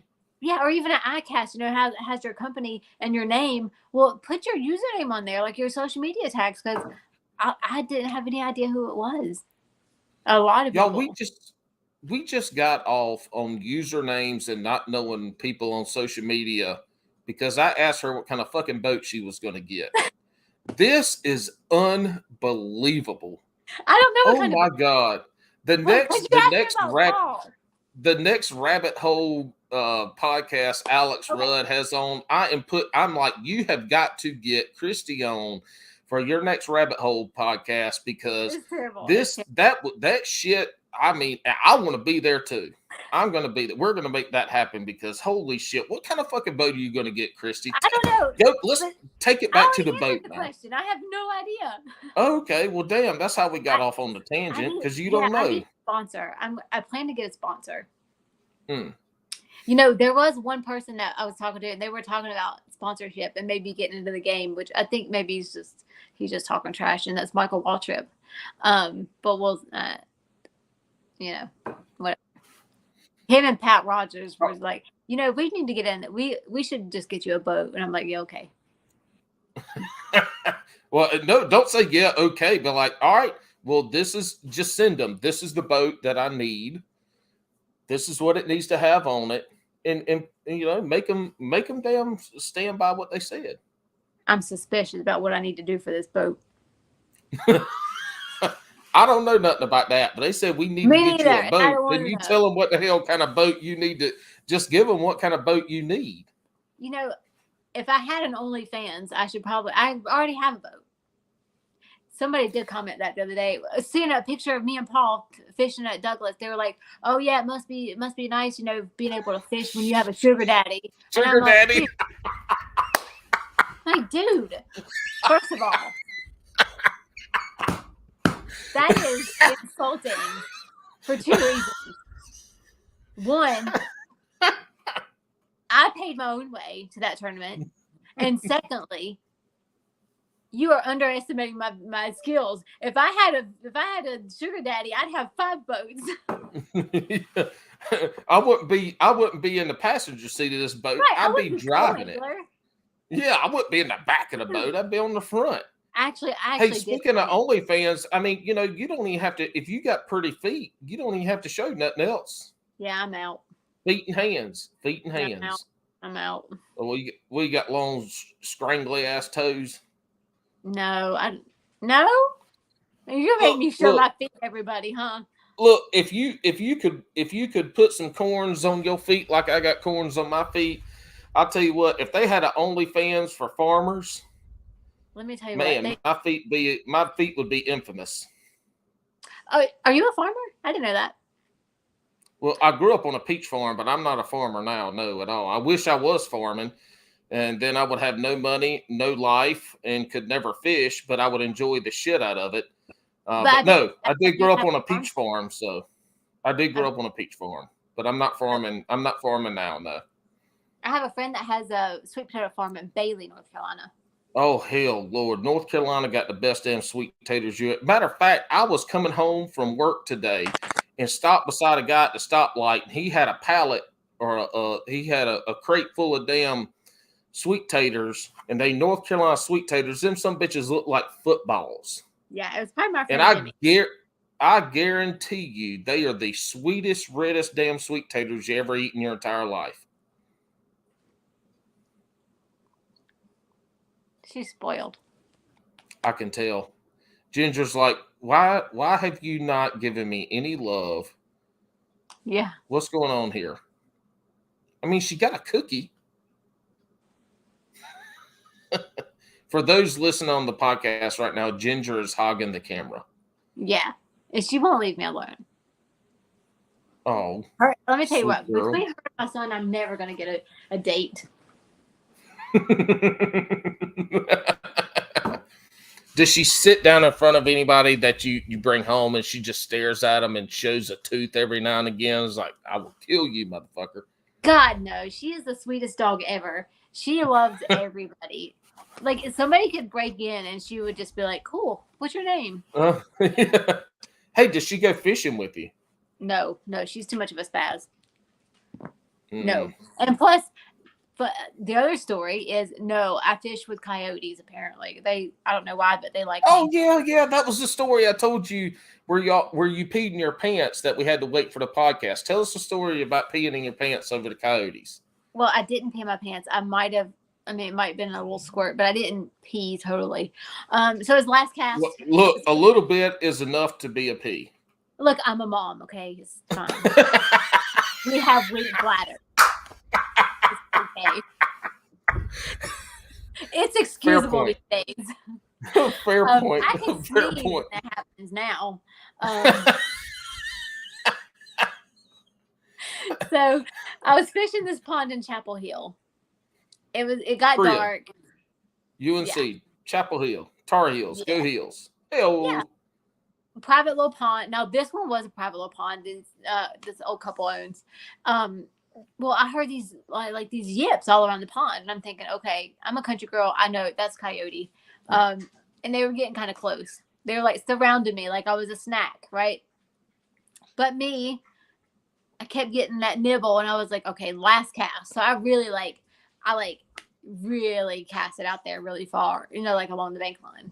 As soon as I cast it really far, your reel gets that that whip and that. I turned around because I heard this animal behind me, literally 20 feet behind me. It scared it. I think the coyote peed a little too because it scared both of us. I've never been that close to a coyote ever. And I've fished around coyotes before, but not that close. But I'm pretty sure we both peed a little. Because he went like running across the road. And I was like, okay, that was definitely last cast. Like, I'm going to get eaten. I'm already snack size. Snack size. Yeah. Look, if you'd have had Jump Caster with you, he could have protected Ginger. you. Yeah, but that's why I can't take Ginger. She chases cats and stuff. There's no way. Oh no, don't be a cat chaser. I love kitty cats. We love kitty cats. Oh. Oh, look. Kristi just said, oh. Oh. Don't be hating on cats. Don't be hating on the fucking cats now. I don't. Don't make me go get little Caesar and bring him on camera. I'd have to find him. He's probably curled up somewhere. I can't find him. But anyway, well, tell me this, Kristi. So you're fishing. What do you? I hate to ask the question. Are you a power fisherman or? Damn it! Look at me. I'm fucking up already. Are you a power angler? Are you a finesse angler? Because nowadays, a lot of times people are doing. Because of YouTube, people do a lot of different stuff. But what are the two lures that you like to throw? I would say finesse would be my go-to, just because, like I said, as slow as I fish the crawl baits and stuff, I think I would probably be a finesse fisher. But the other thing that is my secret. And a lot of people have heard of it. A lot of people have not heard of it. My go-to is a Texas rig, crawl, sinko, however you want to do it, whatever plastic you want to put on there, with a glass bead under the bullet weight, no stopper. Because that clicking of the bead and the weight, especially at night. That's how I get on my big fish at night. So I thought about most overused term in fishing, juice. But we're going to call it the juice. There you go. The drip. We'll call it the drip on Bass and Brews. Yeah. Okay. I like that. So, but for me, it's like more finesse because, I'll pop it up every 20 rotations or so at night and just slowly drag it along the bottom. And that's how. So do you not fish Carolina rigs then? No, actually I don't. I've just had more luck with the Texas rig that way because it depends on the time of year. Like, you can change the size of the weight, you can change the size of the bead, and you can change your bait. So it depends on how slow it falls. And most of the time, if you don't put a stopper, that's the thing. If you don't put a stopper, your weight's going to go down, and then your bait will slowly drift with it. And Paul was surprised with ball sacks whenever we fished because he said, dang, Kristi. And it was like one of the best compliments I've ever had. He said, I have fished. Paul's he's 70, a little over 70. I won't give away his full age. But he said, I fished with a lot of people that have fished for 30, 40 years. And they can't skip under a dock as well as you can. Like Paul will say, hey, Kristi, cast right over there. And that's exactly where I put it. And he's like, dang. But I do that with a spinning reel and a Texas rig, and he's That was the best compliment ever. But I don't know why, and Brian Morgan will tell you the same whenever we fish together. That combo for me with a bullet weight without a stopper just works. There's something to say, and you hear this a lot with confidence baits and lures and techniques, that confidence in it. And because it works for you doesn't mean it could work for anybody else, but you understand where to throw it and how to work it and how to get those bites. That's the thing with confidence. When you talk about confidence lures and people getting bites on it, that's what they're going to revert to, because it comes back to those instincts. Yeah. They be like, hey, shit, I see this. Look, this is the Texas rig with the clacker on it, or with the bead on it. I'm throwing this. I mean, there's a lot to say about that instinct and that confidence in a lure to get those bites. Yeah, and that's one thing that I do lack. But I do want to eventually branch out and learn how to fish, every bait there is, and be confident in a few of them. I do want to do that, but every angler does. Yeah. Fishing a lot from the bank, though, the Texas rig is because growing up we had a little John boat, but there were also times where I couldn't take it for whatever reason, so I fished from the bank, and I grew up fishing Texas rigs. But fishing from the bank with the Texas rig is one of those ways that you can lose the least amount of lures. You get hung up the least amount. It's very versatile. You can do a lot with it. I think the Texas rig for a bank angler is one of the best things that you can use. And you do a lot of bank angling. And you do a lot of bank angling. So that makes sense why that's what you catch your fish on. And that's what you're confident in. And I get a lot of crap from guys because I think I was fishing High Rock with Brian Morgan. He was giving me crap because he has his go-to, which is the green pumpkin jig. He catches. Oh shit! Can't be telling his secrets now. He ain't here to defend himself. Boy, it's no secret. Everybody knows that about Brian Morgan. That's his go-to. So, and he's good at it. Like he catches a lot of fish on it. He's good at it. That's his go-to bait. Well, we weren't catching crap that day. It was like whiteout rain. Like it was crap. Well, one of the other guys, Christian, Brian's giving me crap because I was putting some fish in the boat. They weren't of any size, but we were on Morgan 2 years ago. I mean, we were on Norman 2 years ago. So nobody was really catching anything of any size back then. But Christian starts throwing a Texas rig brush hog, and he starts bringing them in too. And Brian's like, well, I'll be danged. Look at that. And I'm like, see, I told you. That baby brush hog. I know people don't fish it anymore, just because it's an old school bait, but it gets them in the boat. Especially whenever it's you slow roll it and you'll get it in there. Slow the boat down, slow your retrieve. It'll get them in the boat. Look, I know you want to get a boat, but you're in an area that has tons of great kayak lakes. Baden, Tillery, Tuckertown, High Rock. Well, all those. Matter of fact, and Randleman. Who? Ocala Lake, and I'm not very far from Randleman. Man, fuck Randleman. I hate that lake. Yeah, fuck Randleman. I hate that lake. Why? I do not like Randleman. Everybody says that, and I've caught some big fish on Randleman. I caught like a 7-pounder on Randleman. Oh my God. See, I fished it twice, once in the spring, and I caught a couple of decent fish, but it was hard fishing. And then I went and fished it this year. It must have been June or July. And I just caught catfish and dinks. I've been on the lake twice, and one time I put in at north end at cat launch. The other time I put in at the boat launch. So I don't, not a lot of experience, but that hasn't, like, I fish a lot of lakes that I hadn't fished before in the last 2 years, and that none of them treated me like that stupid ass lake. But McIntosh, on the other hand, has got some damn bigs in it. Yeah, McIntosh does. No, you know what? It's funny that you say that, because one of my good friends, we'll put a quote on that friends for now. Oh shit! Hey. So he went to Randleman. Yeah. My friend, Um, he's a good friend. He's a good friend. I can tell. So, I can tell from the blush makeup you just put on. Yeah. Yeah, he's a kayak angler. He told me the same thing. He's like, Kristi, why did you send me to this effing lake? He's like, there's no fish. There's no fish in Randleman. I said, yes, there is. Yeah, there is. And I was like, did you go to the rock wall by the bridge, blah, blah, blah? And he was like, yeah, I'm here. And I've got nothing but tree branches. I'm like, well, I don't know what to tell you. All right, we'll have to talk about that kayak angler. I might know him if you're fishing Randleman.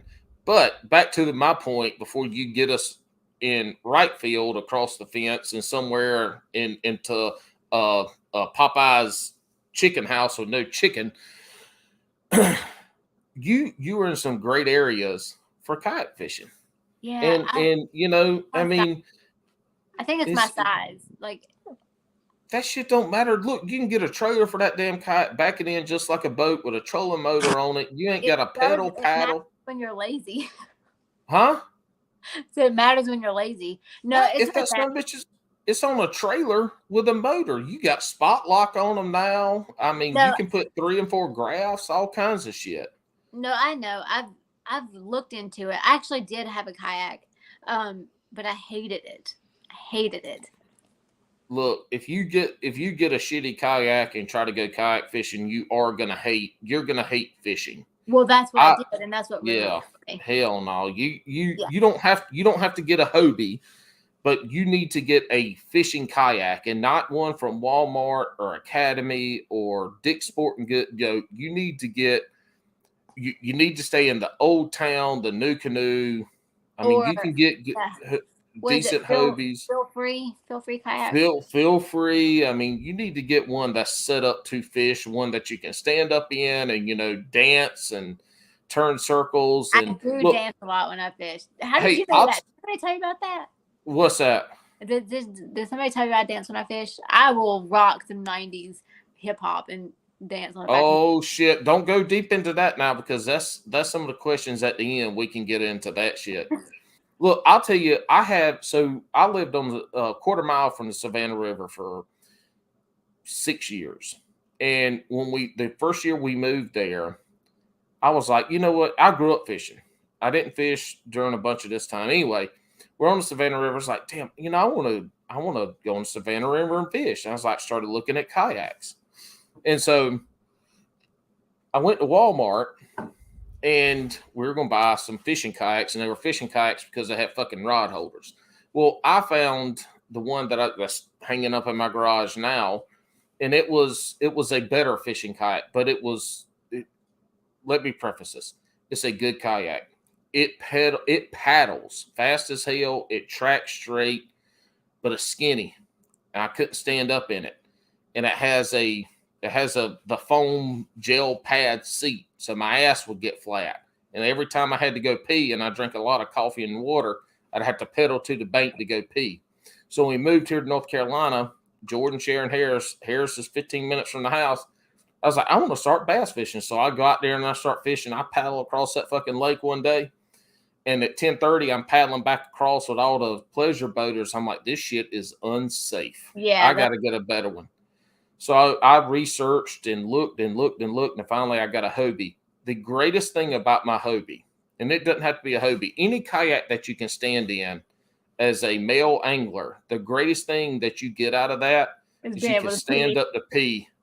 You don't have to kneel. You don't have to worry about wibble wobbling and tinkling all over your feet and your pants. Or bringing a bottle. Yeah, none of that shit. You stand up, but the greatest thing about the Hobie is I can pull that drive out, and there's a urinal right there, perfectly positioned to tinkle in. Huh. I wonder how you're going to do that in your leggings. I mean, would you just, like anything else, just pull them down and go tinkle? Maybe I need to put a flap. Look, I ain't got time for buttons. I'm just gonna pull them down and tinkle. You definitely don't want a zipper over there, like No, a zipper on leggings for a man is trouble. That zipper's way too fucking close. You're gonna zip something up, and you're fishing the rest of the day. Fishing's gonna be ruined. Yeah, no more babies. Look, I ain't having no more damn babies. I can guarantee you that shit. Me now. neither. I fish too much. Yeah, look, I know. Oh, I would pass out. I'd pass out dead right now. All right, look, we're getting towards the end of this. We're gonna get into the shotgun rounds. Is there anything that we haven't covered?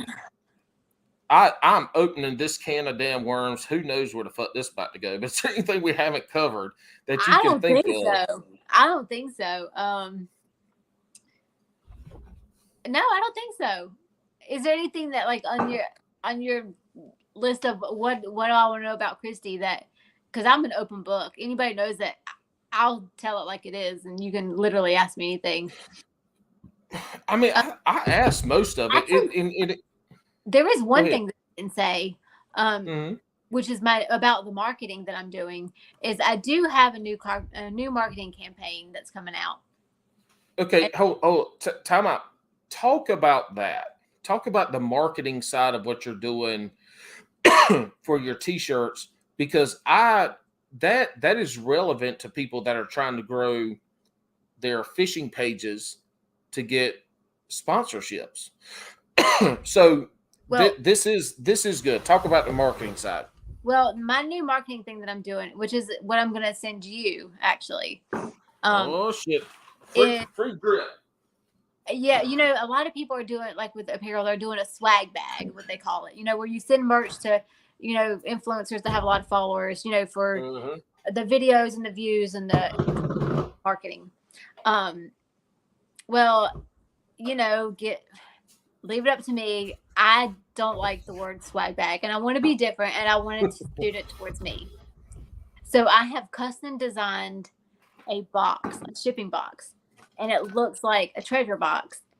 And, along with the boating, the anglers, all that good stuff, we're always in the water. I have called it the Just Eat It Booty Box. And it's got about $60 to $75 worth of merch, and I'm sending them out for free. You just sign up on my website to be considered to receive one. The only thing is that you'll get an info card with it, and it'll say, hey, you do an unboxing video, tag me in it, and all that stuff. It's marketing for me. So that sort of thing, that the hashtag is Kristi gave me booty. Oh, shit. Yeah. So my whole realm of about 50,000 followers, that's going to be the hashtag for the people that receive my boxes, is Kristi gave me booty. That's pretty awesome. That's pretty awesome. That's not where the marketing info, tips, and tricks I thought that we were going to give our 7 to 20 listeners. Yeah, so instead of the tackle box, the mystery tackle box, or whatever it is, it's the booty box from Kristi. But it's free. It's all free. Like, it's not my booty, the box. Let's be clear. Well, actually, unless you're not a jump caster. Hold on. Let's be like clear. My booty's free too, but I just don't give it to everybody. Like, you can't pay for that either. But the booty box is merch. Oh shit! If there was ever a Bass and Brews podcast that encompassed Bass and Brews, this is in the top 5 of podcasts. My booty is free, just not everybody gets it. I don't charge for it. I don't charge. You don't have to leave a tip or anything. Like, if I so you don't be like, hey, booty and all. I need 3 jackhammers, 4 DD22s, and a Shimano Corrado. I mean, that's pretty cheap. Oh, God damn. Holy shit. That's like $700 worth of shit right there. I mean, yeah, but come on. I mean, anyway, I've got stalkers, That's called, that's like job security. But anyway, the booty box I'm sending out for free, like, to the people that want to, market for me. It's like an ambassador program. I got you. Yeah. There's you don't pay for shipping or anything. It's literally a gift from me for you to post about me and to show the merch and to wear it. What do you require from them? Is it just that simple? Like what? I feel like they have to have some requirements, or not a contract per se, but they have to do certain things. No contract. What it is they'll receive their own promo code so that I can track their sales, and they'll get a percentage of their sales that they that are from their clicks. They can either use that. Yeah, they can either use that towards merch on my site, or they can get a quarterly check. Whatever they bring in. But that's how the person has to use their code in order to track it. But all I require is for them to do an unboxing video, tag me in it, and tag the products, and post their QR code. All right. Alex and I have talked about promo staff, the quote pro staff people who are on pro staff or lures or whatever, right? And there's a difference in being professional staff and promo staff. Yeah, they're all yeah. But this is something I'm interested to see how it works for you, because in the fishing world, folks want to get folks on their pro staff because 10% off, 15% off, 20% off. And so you get a discount to buy their stuff, and that's what you get from it. And what I've always said is, woo tungsten, it doesn't matter if you're pro staff, there's no shame in being pro staff. But if you really want to go above that code is how you do it, because what you said, they're tracking the sales they get from your code. So if you want to be on their team, or if you want to increase whatever it is you want to do, people use your code. You need to know how many people are using it, what that company's getting from your promotion of it. But what is interesting about this, and what I'm curious about how this works for you, is fishing companies could do what you're doing is you give them that booty box, you give them a code, they promote that shit, and now they're getting a share of what they sell, either to buy more merchandise or to get a check. That's a whole different fucking ball game in the fishing industry right now. Like, not that gives them more meat in the game to actually promote it, and to promote it hard. I mean, to say that if I sell $150 worth of merchandise and you send me a check for $5, shit, that's $5 I wouldn't have gotten hadn't I done it. Yeah. So, and the thing is that it really sets the boundary between just giving you a shout out to being a sales rep. Yeah.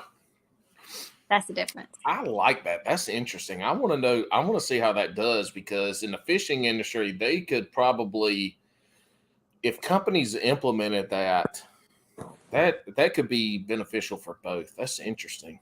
Yeah. We're going to see where that goes. That's awesome. Yeah. All right. Well, that's just kind of my idea. And we'll see. I mean, we'll see how often you see that hashtag whenever they start rolling out. Is the booty box going to show up in the shape of a booty? No, my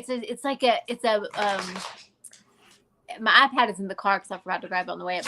But it's an actual, I designed it. I told you as a graphic designer. Yeah. It looks like a treasure box. It's got a lock. Oh, yeah, you said that. Sorry. I just heard booty and was like, man, I'm going to have a box show up to my house at the mailbox to look like a big old ass with a thong.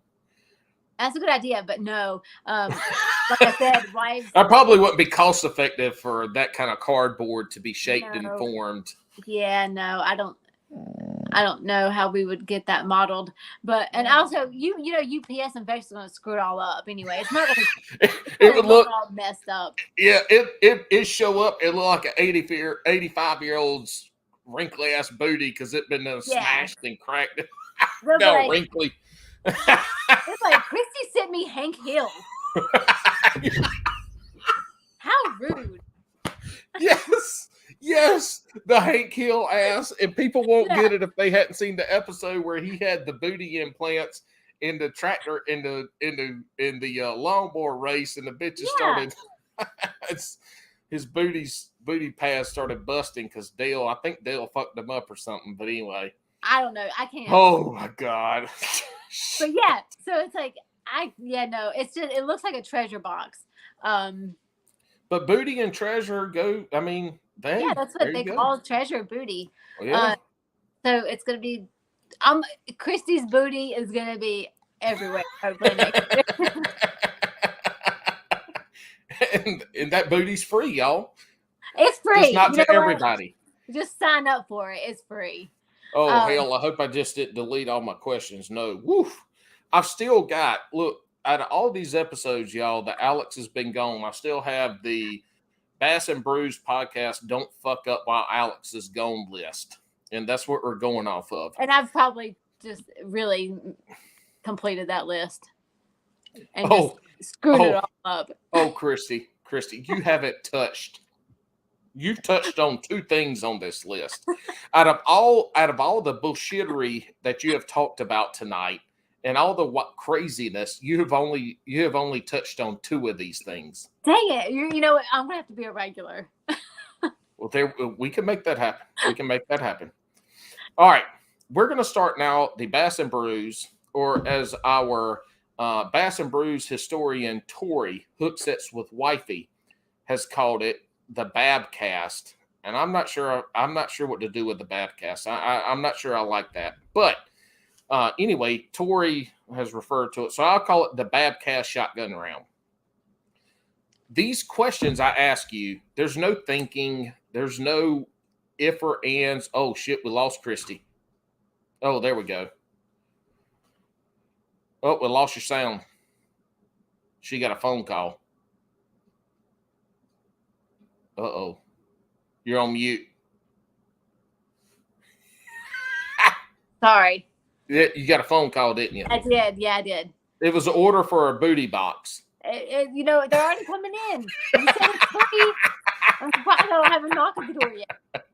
All right. These questions, I'm going to ask you, answer them. There's no thinking. There's no ifs, ands, or buts. It's one or the other.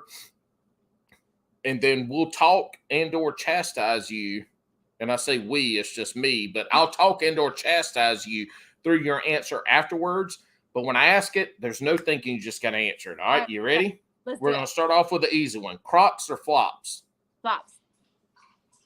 Jeez, you can tell you ain't fishing out no damn kayak. Terrible answer. I'll take it. But, okay. Pineapple on pizza, yes or no? No. Hell, I expected nothing less from a West Virginia / Carolinian. Yeah. Here we go. All right, you going to spin more on a rod or reel? Reel. Why? The smooth cast. Okay.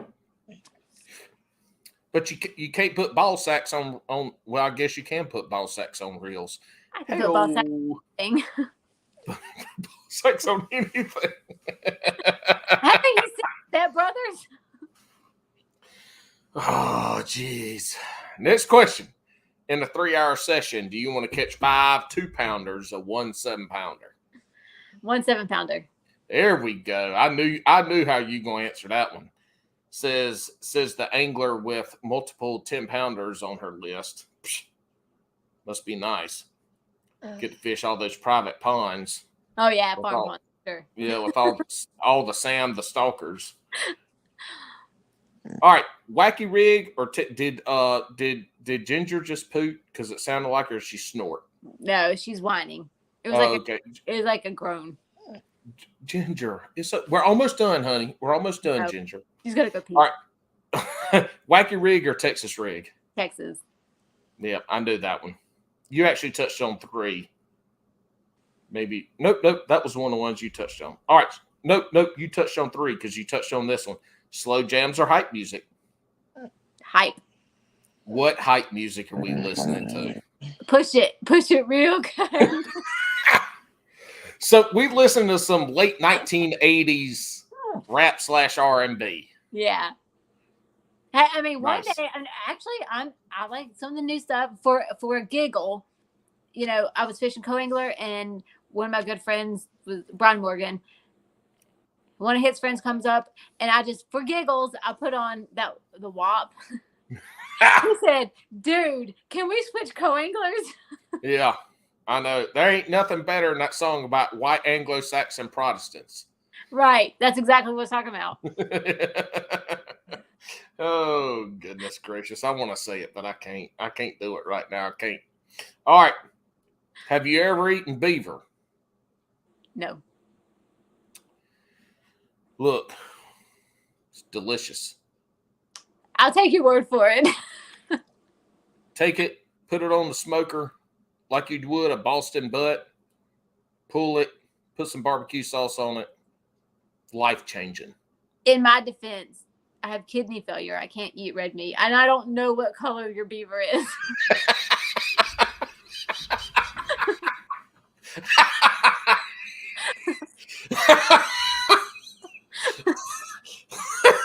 Fair point. I can't risk my health for beaver, okay? I just can't do it.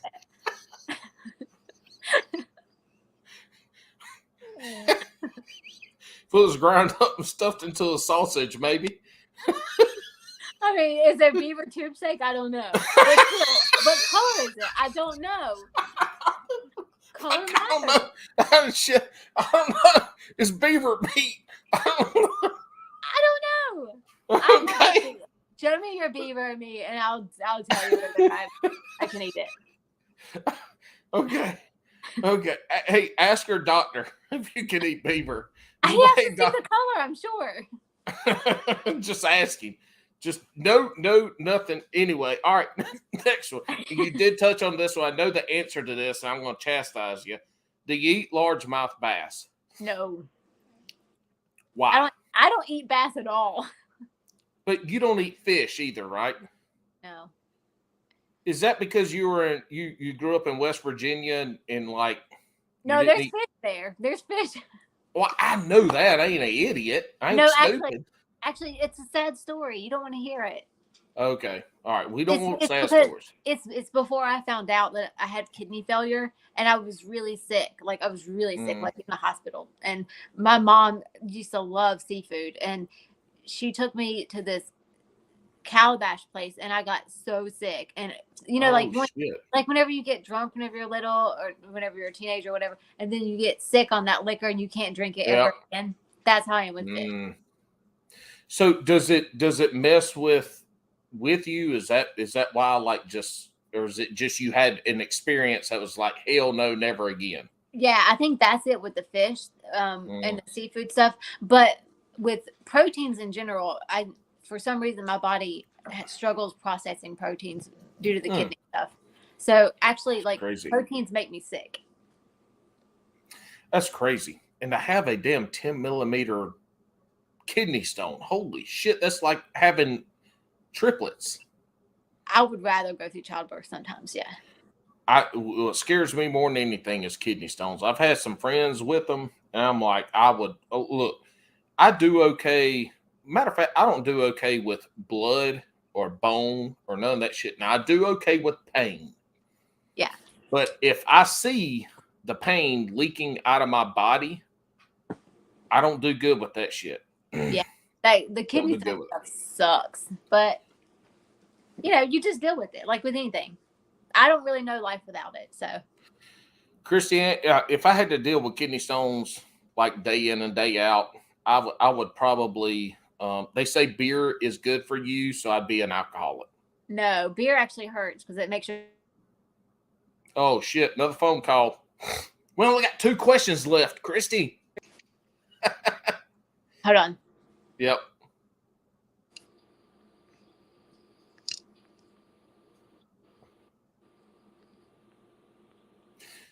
All right. While Kristi's getting that set up. Oh, here we go. There we go. All right. 2 more questions. Alex Rudd, overrated or underrated? I don't know much about him. I can't answer that. Lord have mercy. I've had more people on this podcast that be like, I only know of Alex Rudd because of this podcast. And that's exactly what you just said. And it makes me feel good to my heart because he's way more famous than we are. That's awesome. But you got to pick one. Well, I would say underrated, I guess, because I don't know much about him. Okay. I personally think that he is underrated, but some people have said overrated. But Alex Rudd, he's good. He's got great content. You need to go follow him. Got great fishing content. I definitely will. All right, Kristi, this is the last question. This makes or breaks careers. We have had folks that have answered this question very shittily, and you can count on it from me. It was detrimental to their podcasting and social media careers. We've also had people answer this question responsibly, and they have catapulted to the nether regions of social media infamy. Oh, I love nether regions. Let's go. There we go. I would not have expected anything less when I said nether regions. What are your top 3 sandwich proteins? Oh, come on. I just told you proteins. Okay, turkey, ham, and bacon. Okay. And knowing the whole story for the last 2 hours and 10 minutes, we understand that your proteins are limited, and they're probably proteins that you would only eat that if you had to. Those are all good safe. A turkey BLT is good. Yeah, that is delicious. Look, we had one guy say cheese. Is cheese? I guess cheese is a protein. I guess. No. Cheese has protein in it, but it ain't no fucking protein. Yeah, it's dairy.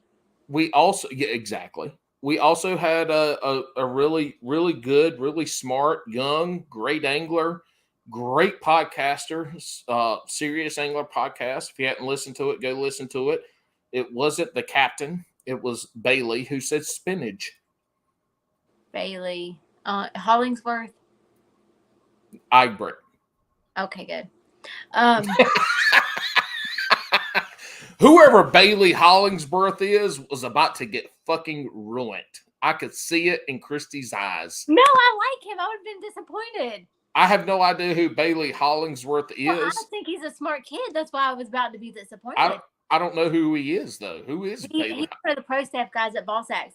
And to me, he's a kid. He's like, well, I think he's like 19, but he might be in his 20s. I'm not sure. So he's too young. He's too young. Oh, definitely. Like he's okay. Yeah, no, for sure. Our buddy. Listen, I like. Tell it. I like okay. I'm into older guys. However, my new angler friend is about 6 months younger, actually. Oh shit! I think I'm a cougar.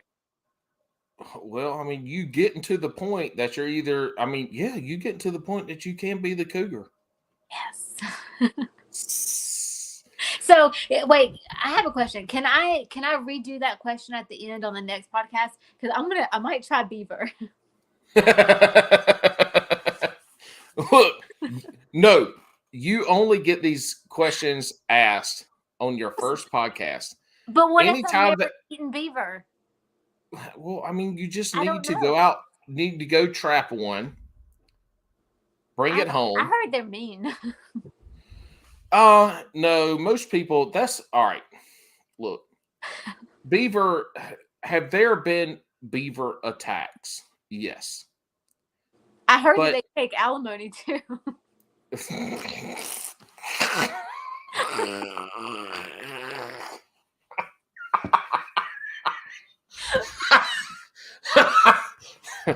In that case, they take your soul. Right. And they eat it. They take your soul and they eat that shit raw. Right. Never mind. Oh my Lord. I don't want to try it anymore.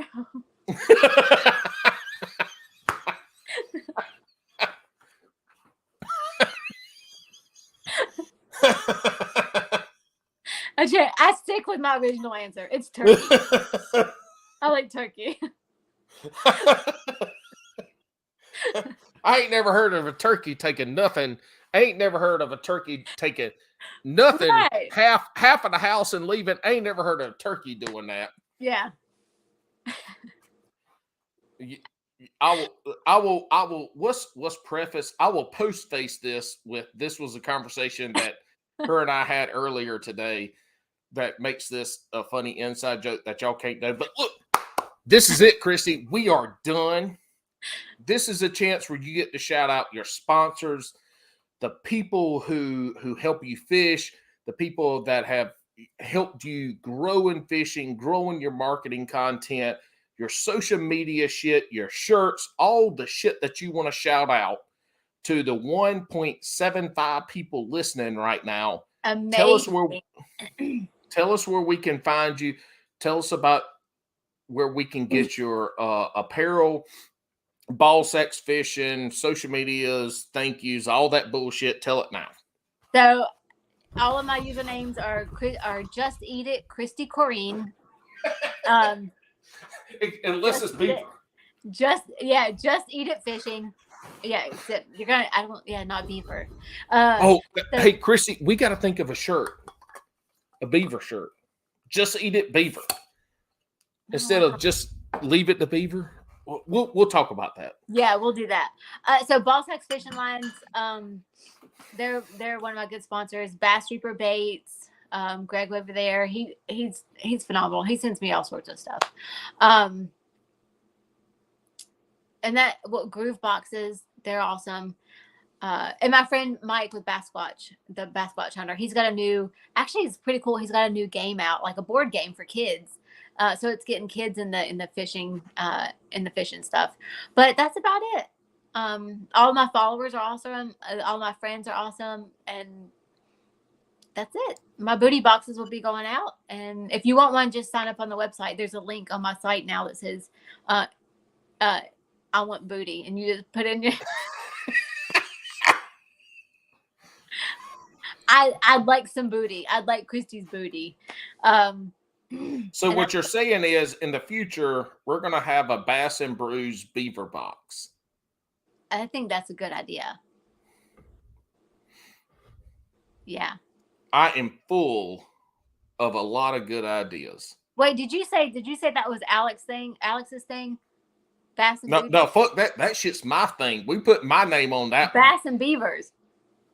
Well, no, Bass and Brews beaver box. Yeah, Bass and Beavers.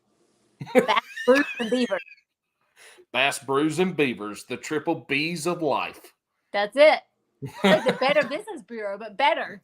Look, 2 of them take your money, and the other one, well, they all take your fucking money. They all take your money. It's the 3 B's that leave you with nothing. Bass, Brews, and Beavers. And your sanity. Yes, that happens too. But you know what? You guys can't live without them. No, I can't. No, all 3 cannot. It's true facts. Facts of life. Not the TV show, but Bass and Brews. The Babcast Facts of Life. That's right. All right, y'all. Thank y'all for listening and being here. This was fucking awesome. This shit was all over the place. This was phenomenal. Alex will be back soon. All you TikTokers, he's going to be back, interacting with you, all this good stuff. Shit, there's something I'm forgetting that I meant to say. I can't remember now. Don't fucking matter. Oh no, what the hell was it? Oh, it's right there on the tip of my tongue, y'all. Hold on, let me think about this for a second. Kristi, sit there and judge. Sit there and judge me. I can't keep judging me. Mess it up. Keep judging me. Oh, I know I hadn't been cracking beers lately. There's a couple of reasons for that. Don't worry, when Alex gets back, we'll get that shit back going. Outside of that, thank y'all for listening. This was a great time. Kristi, thank you for coming on. This was so fun. Thanks for having me. I'm glad I confused you all night. Oh no, you didn't confuse me. I was following you. I was following you like a kitten looking for a milk bowl. I was. We in tune. Thank y'all. We appreciate it. This is Bass and Brews Podcast, a weekly distraction from quality podcast content. I did not lead off with that this morning when I started this podcast because about how long it's been, but I said it now. Alex is back. I'm going to keep saying this. I repeat myself a lot. Thank God his ass is back. Look, y'all might not see me for another 3 or 4 weeks. I might take a fucking hiatus because damn it, this was a tough time while he was gone. And he is my podcast husband. And I'm so glad he's back. And if I could hug him, I'd hug a fart out of him. But it's going to be a while till we meet. But until then, I'm just going to say thank you, Alex, for being back. Bass and Brews podcast. Kristi, hold on in the background. We'll holler at y'all later. Hey-oh!